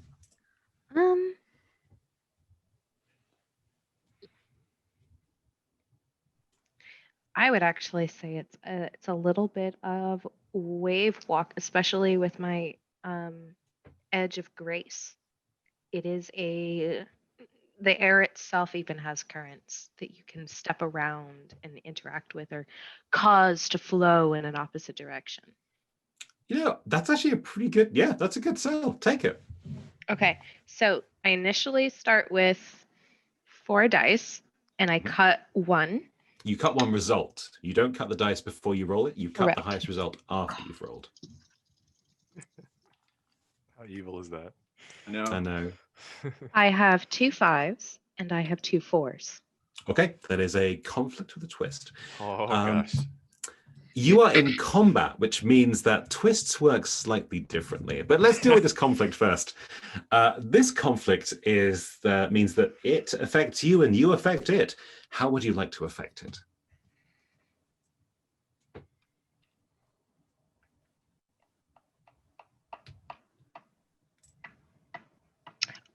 I think I would like a little bit of my mire to come through because I already have one. Essentially, the blossoms are wilting around Hmm. me, and that includes other plant life, including itself. Okay. Well, Rick's character Dokla had already weakened that tongue that it's been using to attack. So if you want to finish that bit off, I think that is a good application. Yeah. It's Then, yeah. kind of like you hear Dokla's prayers come through of like, you don't have any power here, your words mean nothing, and its tongue falls out. Yeah, that makes perfect sense. I love the idea. Also, your voice starts coming out of the manticrow that Dokla has on his chest in that second. And it's one of those. Have you scooped up the manticrow? I think, yeah, I don't think that it's gone off of his, like, because we had, like, I think that one he's just kept with him now because it's like, let's leave you here in this space because you have awoken at the call and word of his ancestors. So this one manticrow, I think, is just hanging out, still stuck to his, like, chest and the little egg carrying thing, like a little baby Bjorn. Yeah, and I think Daisy is just kind of like quoting poetry. Oh yeah. Of like her tribe of like golden dust of desert lawn forgotten, yet you spread upon the winds of the waves itself as it just keeps on going with it, and that's what you hear. Oh yeah. That's great. But this thing is going to hit you at the same time. Its stamen-like tongue wilts and desiccates and collapses, but it flaps those petals and those words reform. They are now no longer in Hivin. They are in a language that you can understand, which I seem to believe is Low Sour is your most spoken language. Mm-hmm. Yeah, the kind of standard for the waves. Yeah, these words in Low Sour, and they just spell out hungry, and they coruscate in gold around these petals. And you feel this gnawing hunger within you that it's almost impossible to repress. I would like you to take 2 toxin damage. Your own body is working against you. Essentially, the lion's mane is trying to make you digest yourself. Ooh. Ooh. Love it. Ooh. Let's find some Wild Sea style antacids. Yeah. Don't worry, I got medicine pouch, baby. Fix you right up. Yes, that's a good point. That's a good point. But there is also a twist going, and with a twist in combat, that means you can counterattack if you wish, which is to do more damage. But damage isn't really your thing. Mm-mm. So you can take it as a normal twist if you like. Oh, yes. I'm gonna try and heal its hunger. Oh, okay. Essentially, I'm thinking of it as like a disease or something. Like I'm just going to try to heal the hunger that. I mean, I'm pretty sure you're a very, very happy plant, and it's just not your day. Okay. So I will mark the off benefits, antidote. The benefits of the counterattack is that you don't have to roll; it just happens. So you do heal a portion of its hunger, and it doesn't deal any real damage. But this lion's mane just takes a few staggering steps back. It is completely confused for the first time, possibly in its entire life. It's not hungry. And the focus is open to anyone else at the table. Just so you know, Mistletoe, that branch is also now very close. The unknown plant that you're heading towards. We're gonna heal it and then swipe it like a bat.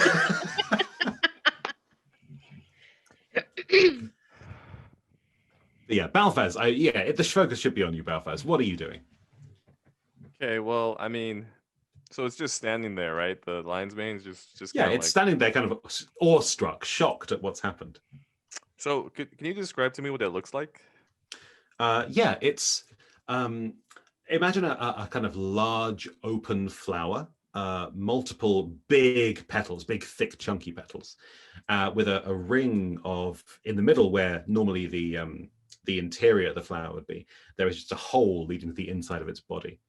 And that body itself is mostly kind of knot-like roots forming spider-like limbs. Think of it as like a kind of vegetative, flowery walking tank, essentially. Okay, I'm gonna try and put my Jaglash at the tip of it. Try to Yeah. put a leash on it. Oh, describe what your jacklash is, actually. That's It's one of my aspects. It's a leather cord studded with teeth or salvage. So I will say that it definitely is leather, and it's definitely metal, and it's definitely stuck. And it's all that. And then yes, and I'm gonna try and fasten it over this lion's mane. Go for it. Instinct. I'm gonna say I'm trying to charm it. Yes, charm it with the serrated whip of mine. Yeah, it's okay. Dominatrix mutts. Oh, Balfaz has only seen very odd circuses. Ooh, and can I use my pattern sash too? Because it's an animal. Yeah, that can give you an extra D6 of advantage. Yeah. Okay, cool. it probably doesn't help that I keep giving him hallucinogenics. Yeah. Whenever he gets like really, really nervous and stressed. Yeah, you're realizing that Balfaz's ideas are getting more and more out of left field as this goes on. He's just Balfaz. living his dreams. Balfaz Living loves his best life. Yeah, literally. Animals. Loves Yes. animals. Loves And animals. so, of course, he whips them with a leather cord that has bits of No. roundstone and other no, jagged pieces. no. Fasten. Okay. That's why it's charm. We're fastening. We're not. Right. We're, Yeah. Yeah. And how Okay. many lawyers did it take to determine the term fasten would be the one used?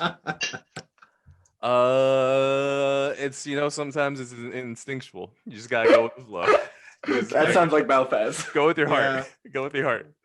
All right. So I have 4 dice. Is this a cut at all? I think there is definitely going to be a cut. That's absurd. Let's give you a cut of 1d1. A cut of 1. That's very generous of you. It is very generous of me. You want to do cut 2? I'll take cut 2. I mean, if you're going to do cut 2, I was going to have a cut 2, but I do kind of want to see it work. Is the thing. All right, here we go. Oh, Let's go cut 1. Cut 1. okay. Cut 1. Okay. Yeah. It's bad. I got 3 1s and a 3.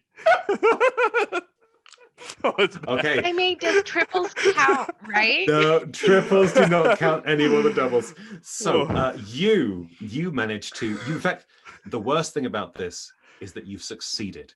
You fasten your whip around one of the petals of the lion's mane, and it regards you. And that hunger is gone, but that anger is still there. And it just leaps back. It leaps back onto the housing of your engine and yanks you with it. Oh, Balfaz. You smash into the engine housing. Oh And my I'm going to gosh. say that is 3 points of blunt damage. Oh my gosh. Ouch. However, there was a twist associated, so Do you want to rip a whole petal off? I would almost say that he gets lashed to it. I just want to see what that does. I mean, I am open for that happening. It is Well, up to you. The twist is open, so What if it gets caught up? So it's on and then it winds on something, so it's now stuck. And like yeah, floating. yeah, okay. I think in that case, the jaglash, the end that you were holding, comes out of your hand as you hit this engine, but it snakes into the moving engine and is yanked tight. And this lion's mane is just suddenly slammed down onto the deck and splayed out. Oh, so essentially the plant doesn't hit it because it's on the deck level now. Yeah.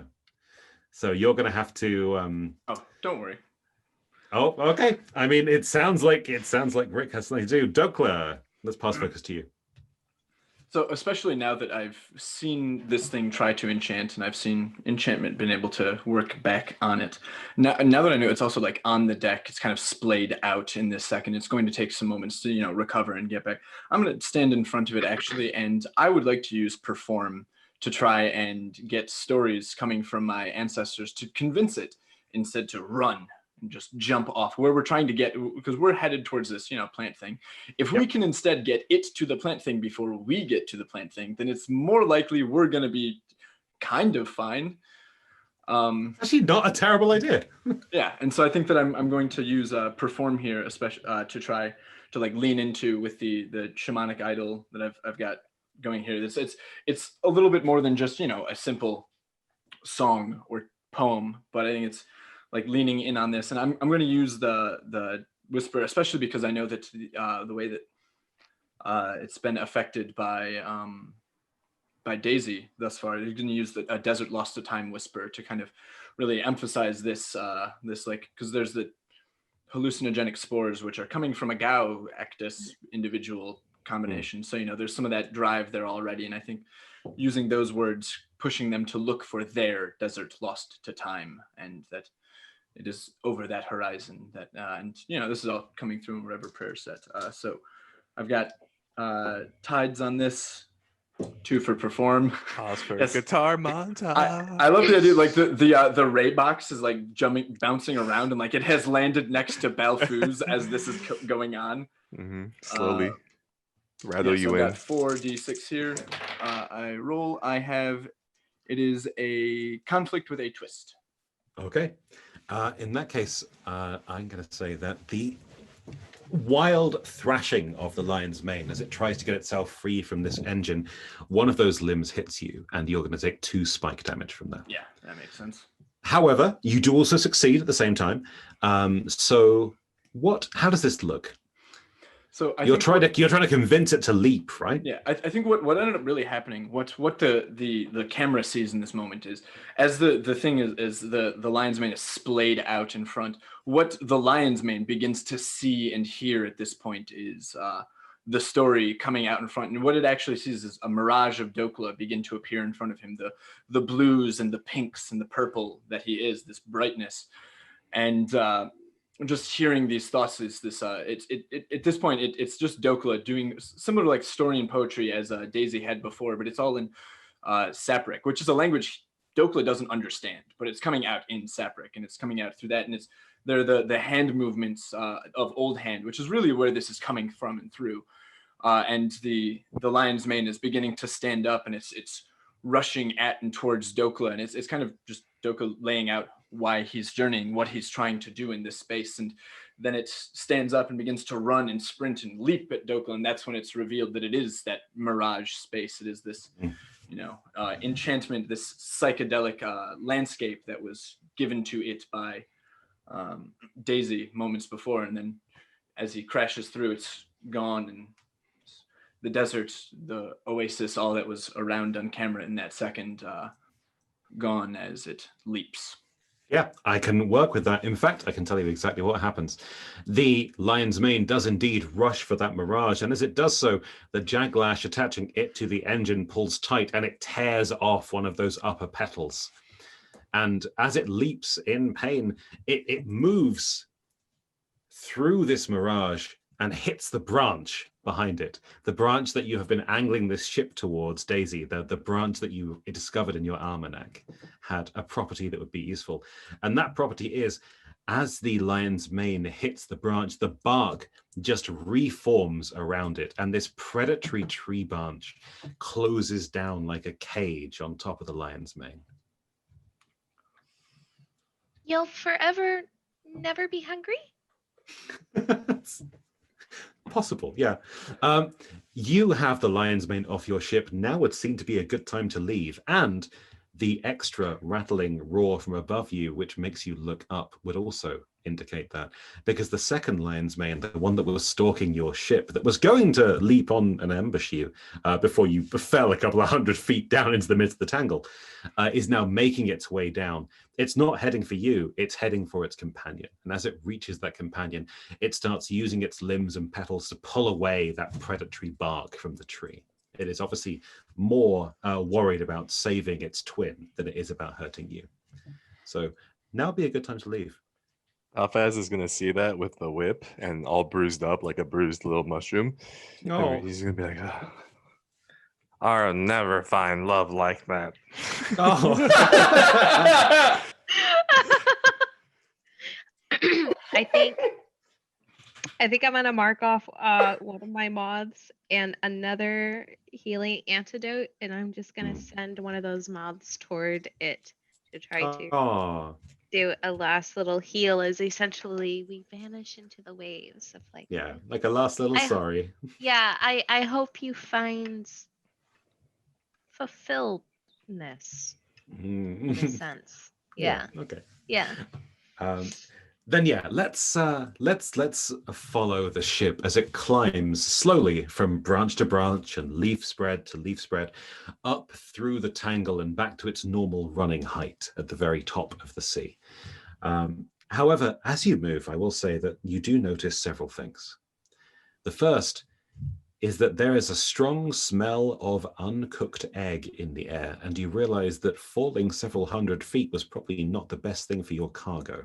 Oh, The second is that the insects, those biting insects that flooded the ship as you fell down and started engaging the lion's mane, they have mostly left you alone. They are just as afraid of the lion's mane as anything else, but they have eaten through some of the seals of your ship, the things that keep the sea out and the ship in. Take 1 point of damage to your ship's seals. oof. Essentially, there are now like cracks and crevices in between the different parts of your ship, and spores and small insects are filtering inside. Man, we suck. I keep taking L's on this crew. Doesn't Faz actually like do ship repair and things? Oh, that's right. Yeah. Yeah. I'm just And if imagining you, you, just like walking around with a little bit of a butter knife on like your hand and like just using aspects of yourself to plug holes. Yeah. Just probably, like, probably not the bad thing, yeah. yeah, like mushroom plugs. Multitasker. Let's see. You can use a task to work on repairing up to 3 pieces of gear or mechanical companions at the same time. So does that account for ship stuff as well? Yeah, I'd gotta say you could use that to counter ship stuff as well. But you do need to use it as a task, which means you need to use it as part of a montage. Cool. Cool. So, Can I technically help him with that? montage actions are the tasks in montage are normally individual things, but narratively you definitely can. Okay. But for now, I think what you should do is you should try and get these eggs somewhere before the rest of them break. So I propose a journey. Let's go. Do any of you know a nearby port that you might be able to offload these eggs onto someone that can care for them, at least the ones that are left? Sounds like a plan. Let's go. Hmm. I don't think that Daisy would know anyone in this particular area. But I can go ahead and mark off another antidote to try to fix any breaks in the eggs that are not fully broken. That's actually a really good plan. I won't even make you roll for that. As your ship starts making its way in an unknown direction, because you have no port that you're actually heading to, you can indeed kind of salve these remaining eggs slightly. Yeah. You lost about half of them. Mm. I mean, the crows Faz inside aren't dead. I mean, the crows inside are actually fine. Manticrows, you could destroy a manticrow egg like 1 day into it being hatched, and that crow would still be fine. But it does mean that as you pull the door of your cargo bay open, this explosion of young manticrows just spirals out into the sky. I think I will also mark a hallucinogen as well. Try and calm the rest of them. Yeah, just kind of like you could probably hear like a little, probably not hear, but you could probably see almost like this bioluminescent moths kind of like doing a little bit of a lullaby kind of a thing in the hold with Daisy and flowers and I have marked another one on the track of the eggs finally hatching en masse. You do only have 1 box of that left, just so you know. Okay. But let's start this journey. So the way journeys work is, first of all, you choose a destination, either through a chart or through, say if you don't have one, random chance. Let's head east. But the second thing you do is you decide who is at the helm driving the ship and who is on watch to see what dangers or wonders the waves hold ahead of you. So, first thing, do you have a port in mind? I know you said you didn't have one specifically that you know, but you do have charts you could rely on, probably. I have a cryptic blueprint as a chart, so If you want to use that, you can find something close. Ray, you were saying something? Cookbook. A cookbook. Actually, the cookbook might work really well. You are trying to find a place to offload eggs. That's true. yeah. And I think Daisy will be the one doing watch with her tides. And Ray Watch will rolls. also- Watch rolls work a little differently, but we will get there. Don't worry. So you're on watch. Ray, you are with Balfaz. You are finding a nearby place. We'll start with that. Tell me a little bit about this place that you managed to find in your cookbook, somewhere close enough that you could deliver these eggs. I'm gonna say that it is a resort spa somewhere on the Wild Sea, like a nice kind of like 4 or 5-star getaway, maybe an onsen or something, famous for their steamed eggs. And- Actually, there is something that literally is that within the fiction. Cool. Yeah. Perfect. You can find in your cookbook the location of the nearest shadow spring. Shadow springs being large tent-like structures, normally built around natural hot springs or artificial warm water. They're a place for people to go and clean themselves of the kind of general detritus and grime of the waves. So you have a destination in mind, Shadow Spring. You have someone on watch. We'll roll that in a second. But Rick, I believe that means Dokla is the one driving the ship. I guess so. Unless Balfaz, you'd like to give us our pace. I think that also would work here. You being excited about where we would like to go. You can drive. Oh, okay. Then let's get us out of here very fast. Let's forge ahead. Yes. On this So journey. as you make a journey, the person in charge of moving the ship has 3 options. One is to drop anchor, which lets you take a montage and kind of general maintenance for yourself or the ship. One is to cut a path, which is to move forward reasonably slowly, but you have a good idea of what's around you in the waves. And one is to forge ahead, which is to move forward at extreme speed, but if there's a problem, you're going to run straight into it. And Look you've it, chosen- baby. You've chosen forge ahead. Okay. We just had a major problem. We need to get these eggs back. We need to go. And while I understand you're a very good carpenter, I saw parts of you growing in some of the holes. Hot spring. Okay. Yes. So- We will get there, but in one piece instead of. How many of them are of you are there on the ship now? Are many. R needs to exfoliate. Okay, I guess I will make more food for dinner. Just kind of like wanders off. R makes onsen broth super delicious. Oh no. Okay, so Daisy, you are on watch, and what that means is 2 I'm things. sorry, I'm just still thinking of him steeping in our soup water, and it's just we're drinking mushroom tea. It's okay. Yeah, it's kind of horrible, but you know, Belfast. Yeah, Vegetarian. I like how his name has just become something that explains everything. yeah. Come on. Crane spinning around with a table stuck on the end. Oh yeah, Belfast, Vegetarian. yeah. Belfast. I'm gonna go charm this lion's mane with my jaglash. Belfast, yeah. Exfoliate, Balfaz. Belfast, yeah. Okay, so you're on watch, which means that you are going to roll 1d6. That 1d6 will let us know what you run into on the waves. Once we know what it is, you can use any other skills or aspects or anything else as a crew. But the 1d6 is important.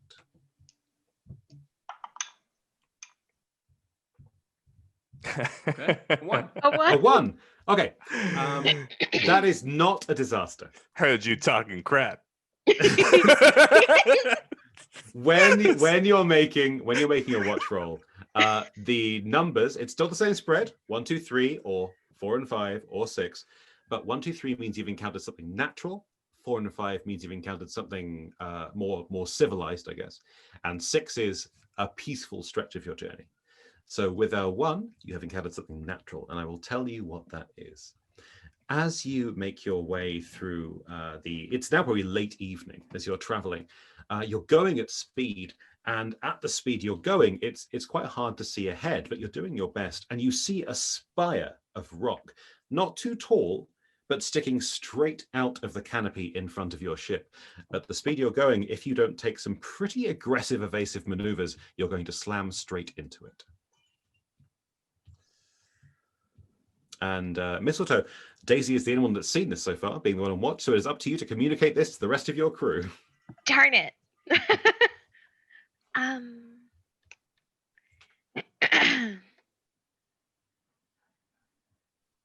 And you said it's just like this giant tree? No, it's a spire of rock coming out of the trees. It's out of the waves that you're traveling across. It's a mountain? Too small for a mountain. Think of it as being about the size of a house. Okay. You don't know how much of it is under the trees, but... How would I explain this to everyone? Shouting generally helps. But she doesn't really shout. She's not a very loud person. Okay, fair. You could send it on your mom's. Mm. We got the disco machine. What's left of it? We've got what's left of the disco machine. We just The ray grab- cage is slightly broken now. So we The just disco grab machine it is with a just crane Belfast, and right? go around the edge. Yeah, true. Who's the one helming the ship? You are? Okay. Dokla, tiny, it's a rather pointed problem. There's, rock. Dead ahead? Huh. Uh-huh. Okay, I think that given that we have a really poor tilt, what I'd like to do is take advantage of our anchor system and just kind of like give us like just kind of use the anchor system to saw us to just kind of give a sudden Or like shifted slew the drift. ship sideways. Yeah, okay. Yeah, so that way we're not going to slam right into it. I'm anticipating this is probably going to end up taking just some damage to the ship naturally because we're going very fast and all of a sudden I want us to go much less fast and our anchor is there. But it's deal less damage than if you hit that rock. That is the thought that I'm thinking here. So yeah. Or Okay, or Or- we could let Balfaz pull a Balfaz and use the crane to grab the rock and whoo. That is assuming that the rock will come up at the grasp of our crane, and that feels very, very ambitious. I know that we like to take on much more than we can handle, as we just saw, but you know. Oh, I just said that out loud. I hope he wasn't listening. So anyway, okay.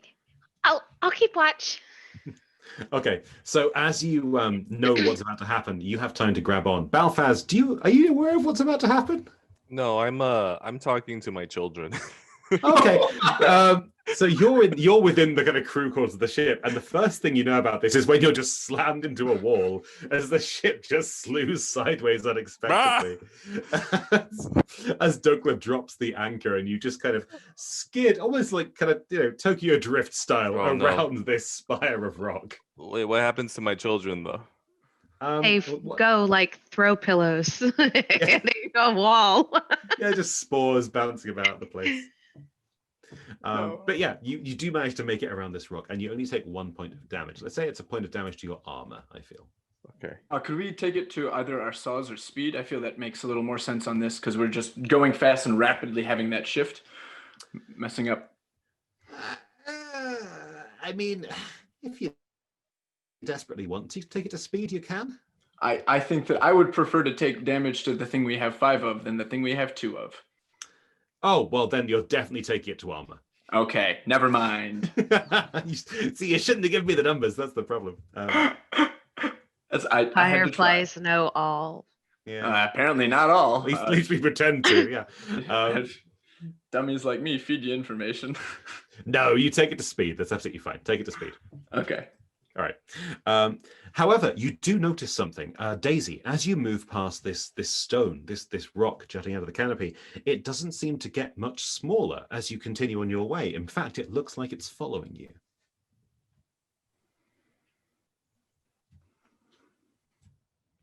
Hmm. You've been out on the waves for a while, yeah? Mm-hmm. You've probably heard tell of these things. They're called sailing stones. And they move, sometimes at random and sometimes towards objects, but they just move implacably. They sail through the canopy, just unmoored stones moving through the branches and leaves of the waves. I'm gonna search for Omen here. Go for it. Goodness, you said you were a healer, but we're gonna need to heal you. Shoot. How do you search for this omen? I think it's another flower being pulled off, just kind of like tossed to the waves behind them in their wake as it like starts to follow. And be like, what are you and what do you seek?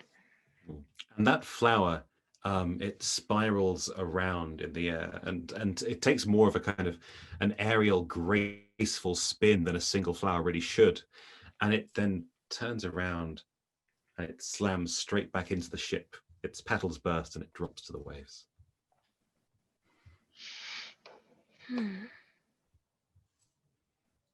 And you seek, so it's like it seeks warmth or it seeks The ship. It's your omen. You interpret it how you like.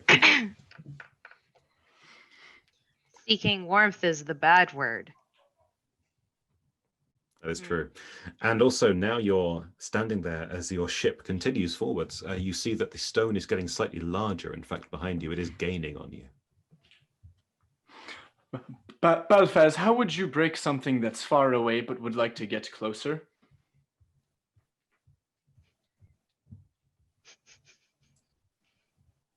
You're muted. Sorry, I'm far away, but you would like to get closer. Yeah, it's getting closer. How would you break it? Do we have something particularly heavy? Can we shoot something really heavy at it? I mean, the only really everything you've got is the crane. Is my iris blossom, is it showing any heat on that rock or no? No, it is an entirely cold stone. I don't know if it's just sinking warmth or life. But we do have some firebirds. Maybe it just wants some little friends.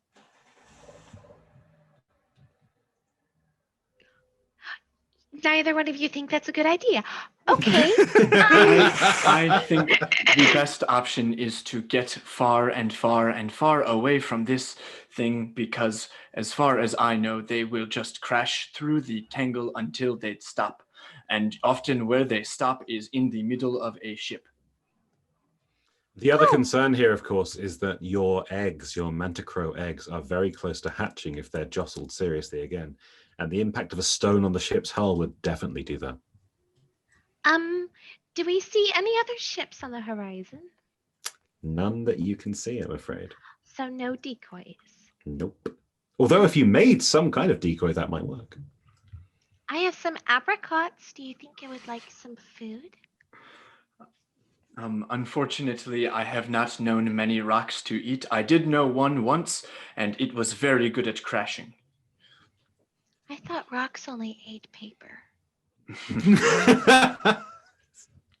I guess I learn something new every day.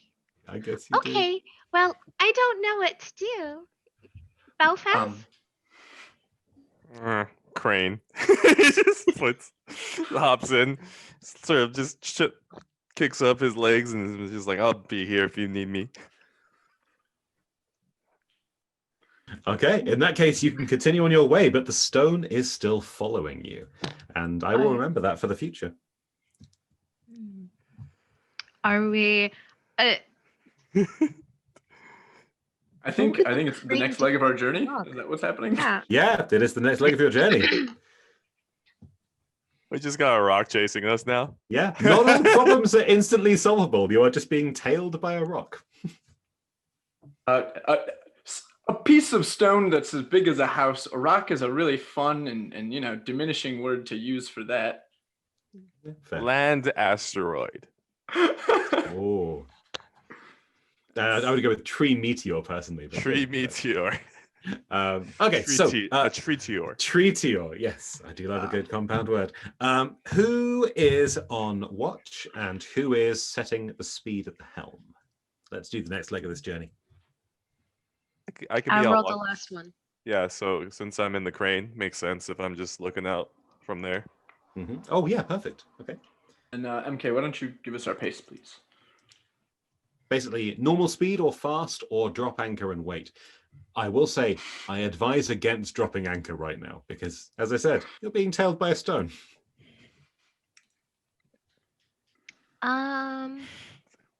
This is not our fault for going fast. It's the rocks. It's our ship's fault for not going faster and outrunning the rock.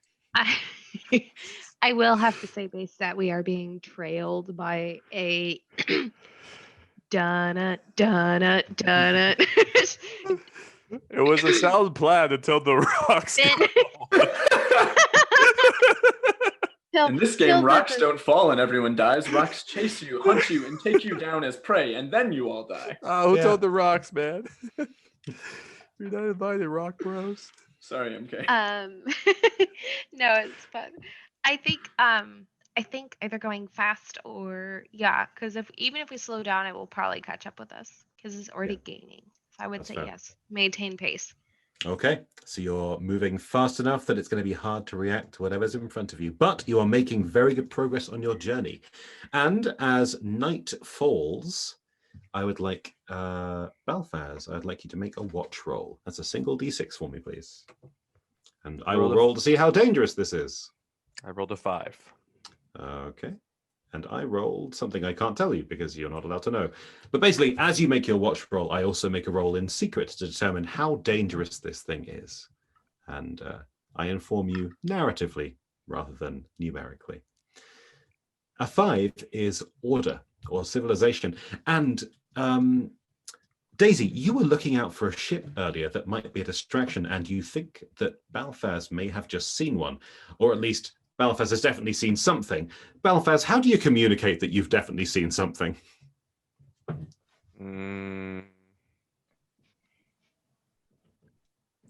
For simplicity's sake, let's just say the rattle. So I yank the crane and have it go boom, boom, boom. Do you remember? Okay, fair enough. Yes, Balthaz, Balthaz, what I you've remember seen. your code. What have you seen? Yeah, Balthaz, what you've seen coming closer from the horizon, not heading towards your ship, but just kind of on a similar kind of course, is another ship. This one is much, much larger than yours, and it's not driven by a chainsaw either. There are flexing scales running the entire length of the hull. It's kind of worming its way through the waves. That's not good. This isn't the same faction that we're trying to escape with the eggs from, are they? No, the poachers are kind of brutal in their approach to things. Wow, we just cannot catch a break. But this ship construction, the underscales, they're actually often used by those that have a great respect for the sea because they deal the least damage as they move. Oh, great. It's far enough away that you wouldn't have to, like, you're not going to crash into it, but at the speed you're going, you know that it has definitely seen you. You haven't had time to turn out of its like field of view. Yeah, it's like running a giant diesel truck with like the black plume cloud coming out of it. It's really loud. Well, diesel would be extremely dangerous. Yours is a compressed chemical engine running on oil fruit, which is technically just as dangerous, just without flame. True. Thankfully, there's so many more trees to just handle whatever carbon offset. So That's also very true. Do we think that? Do we think based on veils that they would actually like take the birds if we were to go towards them? You have no Offload? idea. Ooh, I have a question. With my rank and signaling, are we able to see anything at this site that's giving us any information on them? No, but you could signal them and ask what they're doing and who they are. Then yeah, I think that I'd like to do that. I'd like to signal out to them.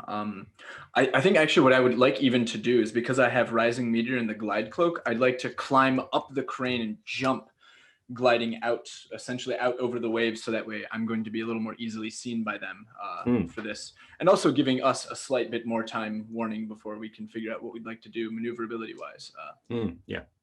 So even though I have one in signaling, tides here, and I'm using both of those aspects to get us out to have that extra help, that leaves me with a triumph with a twist. 6, 3, 4, 4, 3. Fantastic. Yeah. You've managed to take to the air and relay a very impressive message to them. What exactly are you saying? I think it's off of because like the glide cloak he has is these petals and feathers that he has incorporated. It's as this cloak is coming off, and it's just asking. It is inquiring what they're doing out on the waves at this time, and will with promise to say we are just trying to go and run.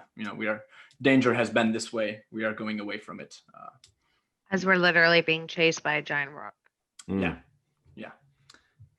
In that case, I will say that they actually respond, and they respond with something very simple. They're flashing colored bulbs. Electricity is rare on the waves, and these bulbs aren't driven by anything like that. Instead, they have moths, and when you tap the glass, those moths burst into a particular color.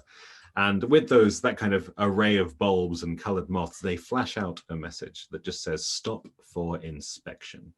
Oh, However, you have a twist as well, so that is open to anybody at the table. what's happening with our baby manticore? Ooh. I think That is one is still firmly planted, Yeah, pun intended, on that was good. Chocla.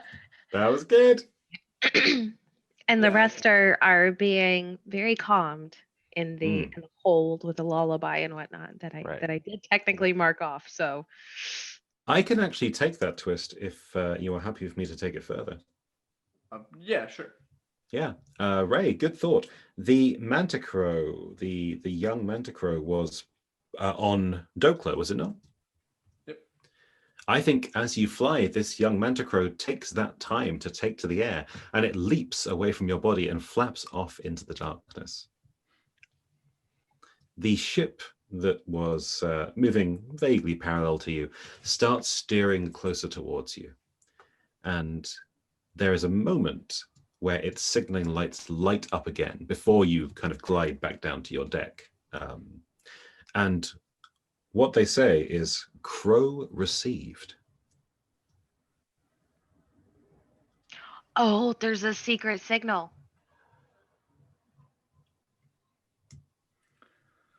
Okay. You wanted to know what the crow was doing as a twist? That's what the Manticrow is doing. It has been received. Apparently, I have sent a message, or rather, the message has sent itself. So, are all of your ancestors still here, or did one of them Yes, go with them? they are always with me at any moment that they happen to be around. But that is not always. It's just when they are around, yes. Right, but one of your ancestors was speaking through the bird. Oh, yes, they speak through many things. And I think the shamanic idol he has, its mouth starts opening, and you're hearing several voices trying to jockey and jostle to speak through it. But that doesn't explain if one... Okay. In the background, there's Balfas and a bunch of like mini Balfases, and they're just like all like synchronized, like, I think that's weird. I would like to use my bales on whether or not, like, what does crow received mean? Yeah, you can try. What are you gonna roll with it? Belfast. Think hack. Oh, hack is more for the kind of destructive side of Mm, things. oh, right. You want something kind of information based, most likely. The only real one I have is gather. No, I'm afraid you might just have to roll with the edge itself. That might just be a 1d6. Okay. 6.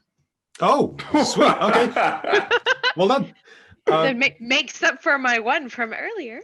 Yeah, it does. Fantastic.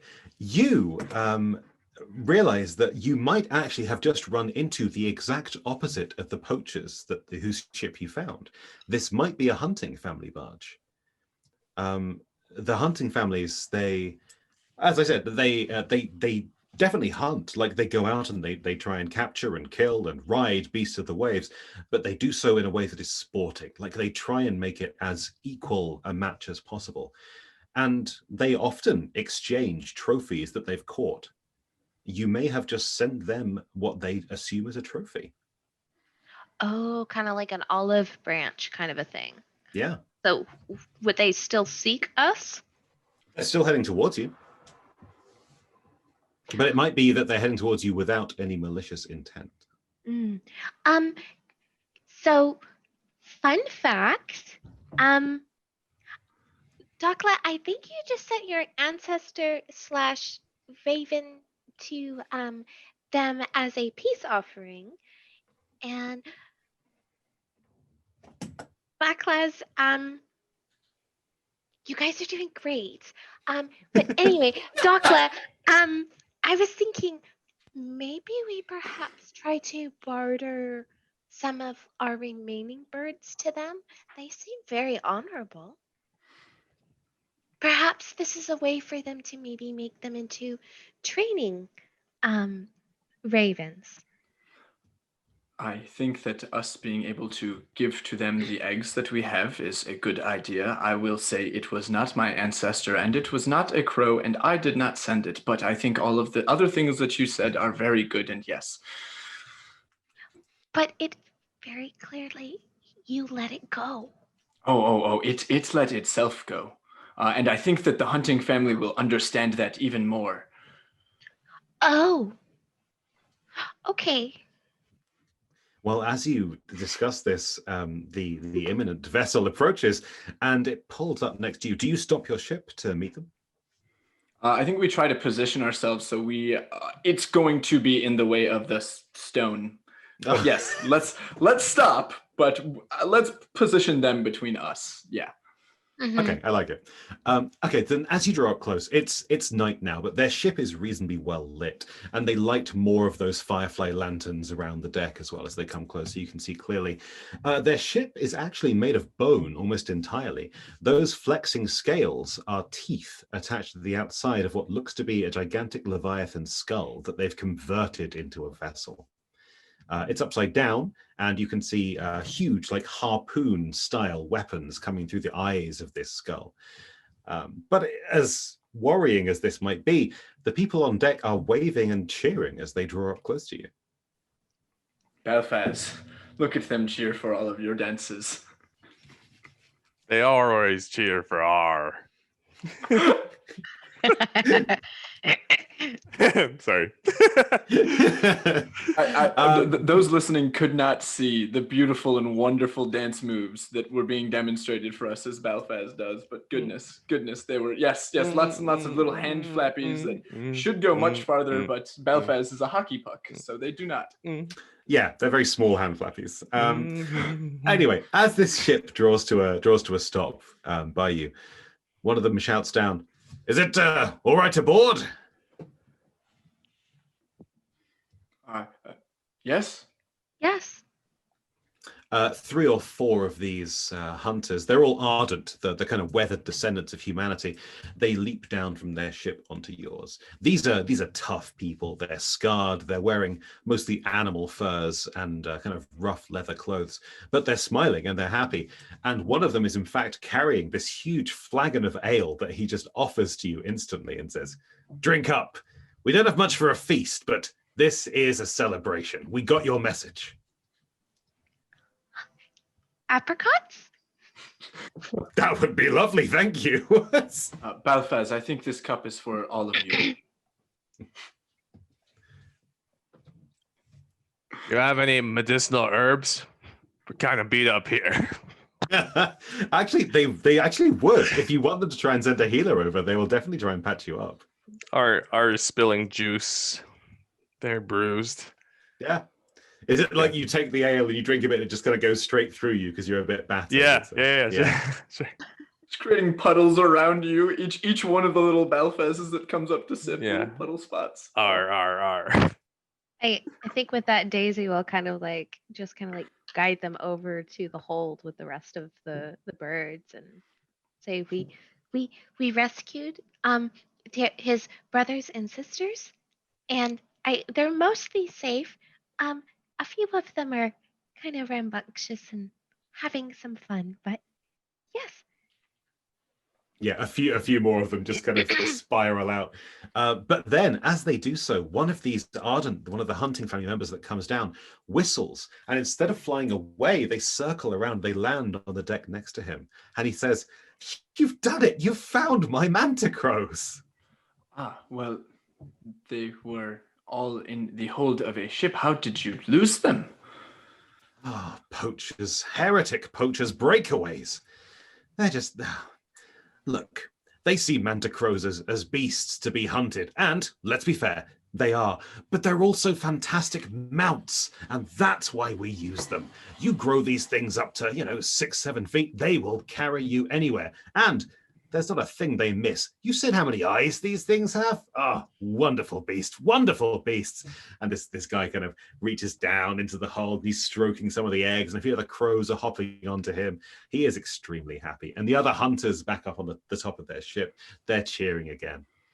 I have a map to something else, but can turn it over and draw a chart for you on the back of it that would show you exactly the hunting ground in which these eggs were planted. If you would like, it might allow you to have an amount of oceanic justice on those who did this. I know, however, that on those individuals, you say that the sea will bring about its own vengeances, but I would very much appreciate that.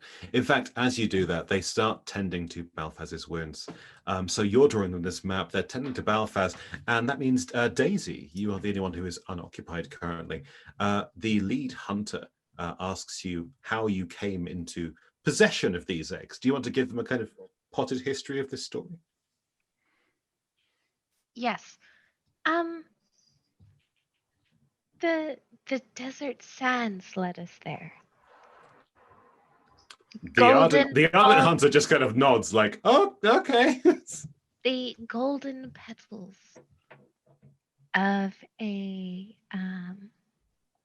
what was the plant that we fought earlier? Lion's mane. Lion's mane. Surrounded by golden petals and shimmering charm of lion's mane. As we fought against its great iron root fallen, it was quite magnificent. We weren't able to rescue all of them, but our hearts You went out. rescued some, We did. and that is worthy of celebration. Do you, odd question, do you have a hot tub? And I think actually we might have to cut it there because my battery warning just came on and I'm not plugged in. So do you have a hot tub may indeed be the last word of this session. Yeah, essentially she's looking for a hot tub for Balthazar's to go ahead and enjoy. Essentially he gets his spa, ours get their spa day anyway. Yeah, that's perfect. Are you happy with, do you have a hot tub being the last word of this, Ray? Yeah. So that, but also I would like to say while the conversation was happening and they were kind of like tending my wounds, I was sort of like nodding in the background, and you just see the little mini Balfazes hop from like one ship to the other ship. You're sporing. It's wonderful. Yeah. Okay. All right. So yeah, you're handing over crows and getting hot tub information and seeding other ships with your spawn, which is weird, but okay, that's Balfaz, I guess. And yeah, thank you all very much for playing.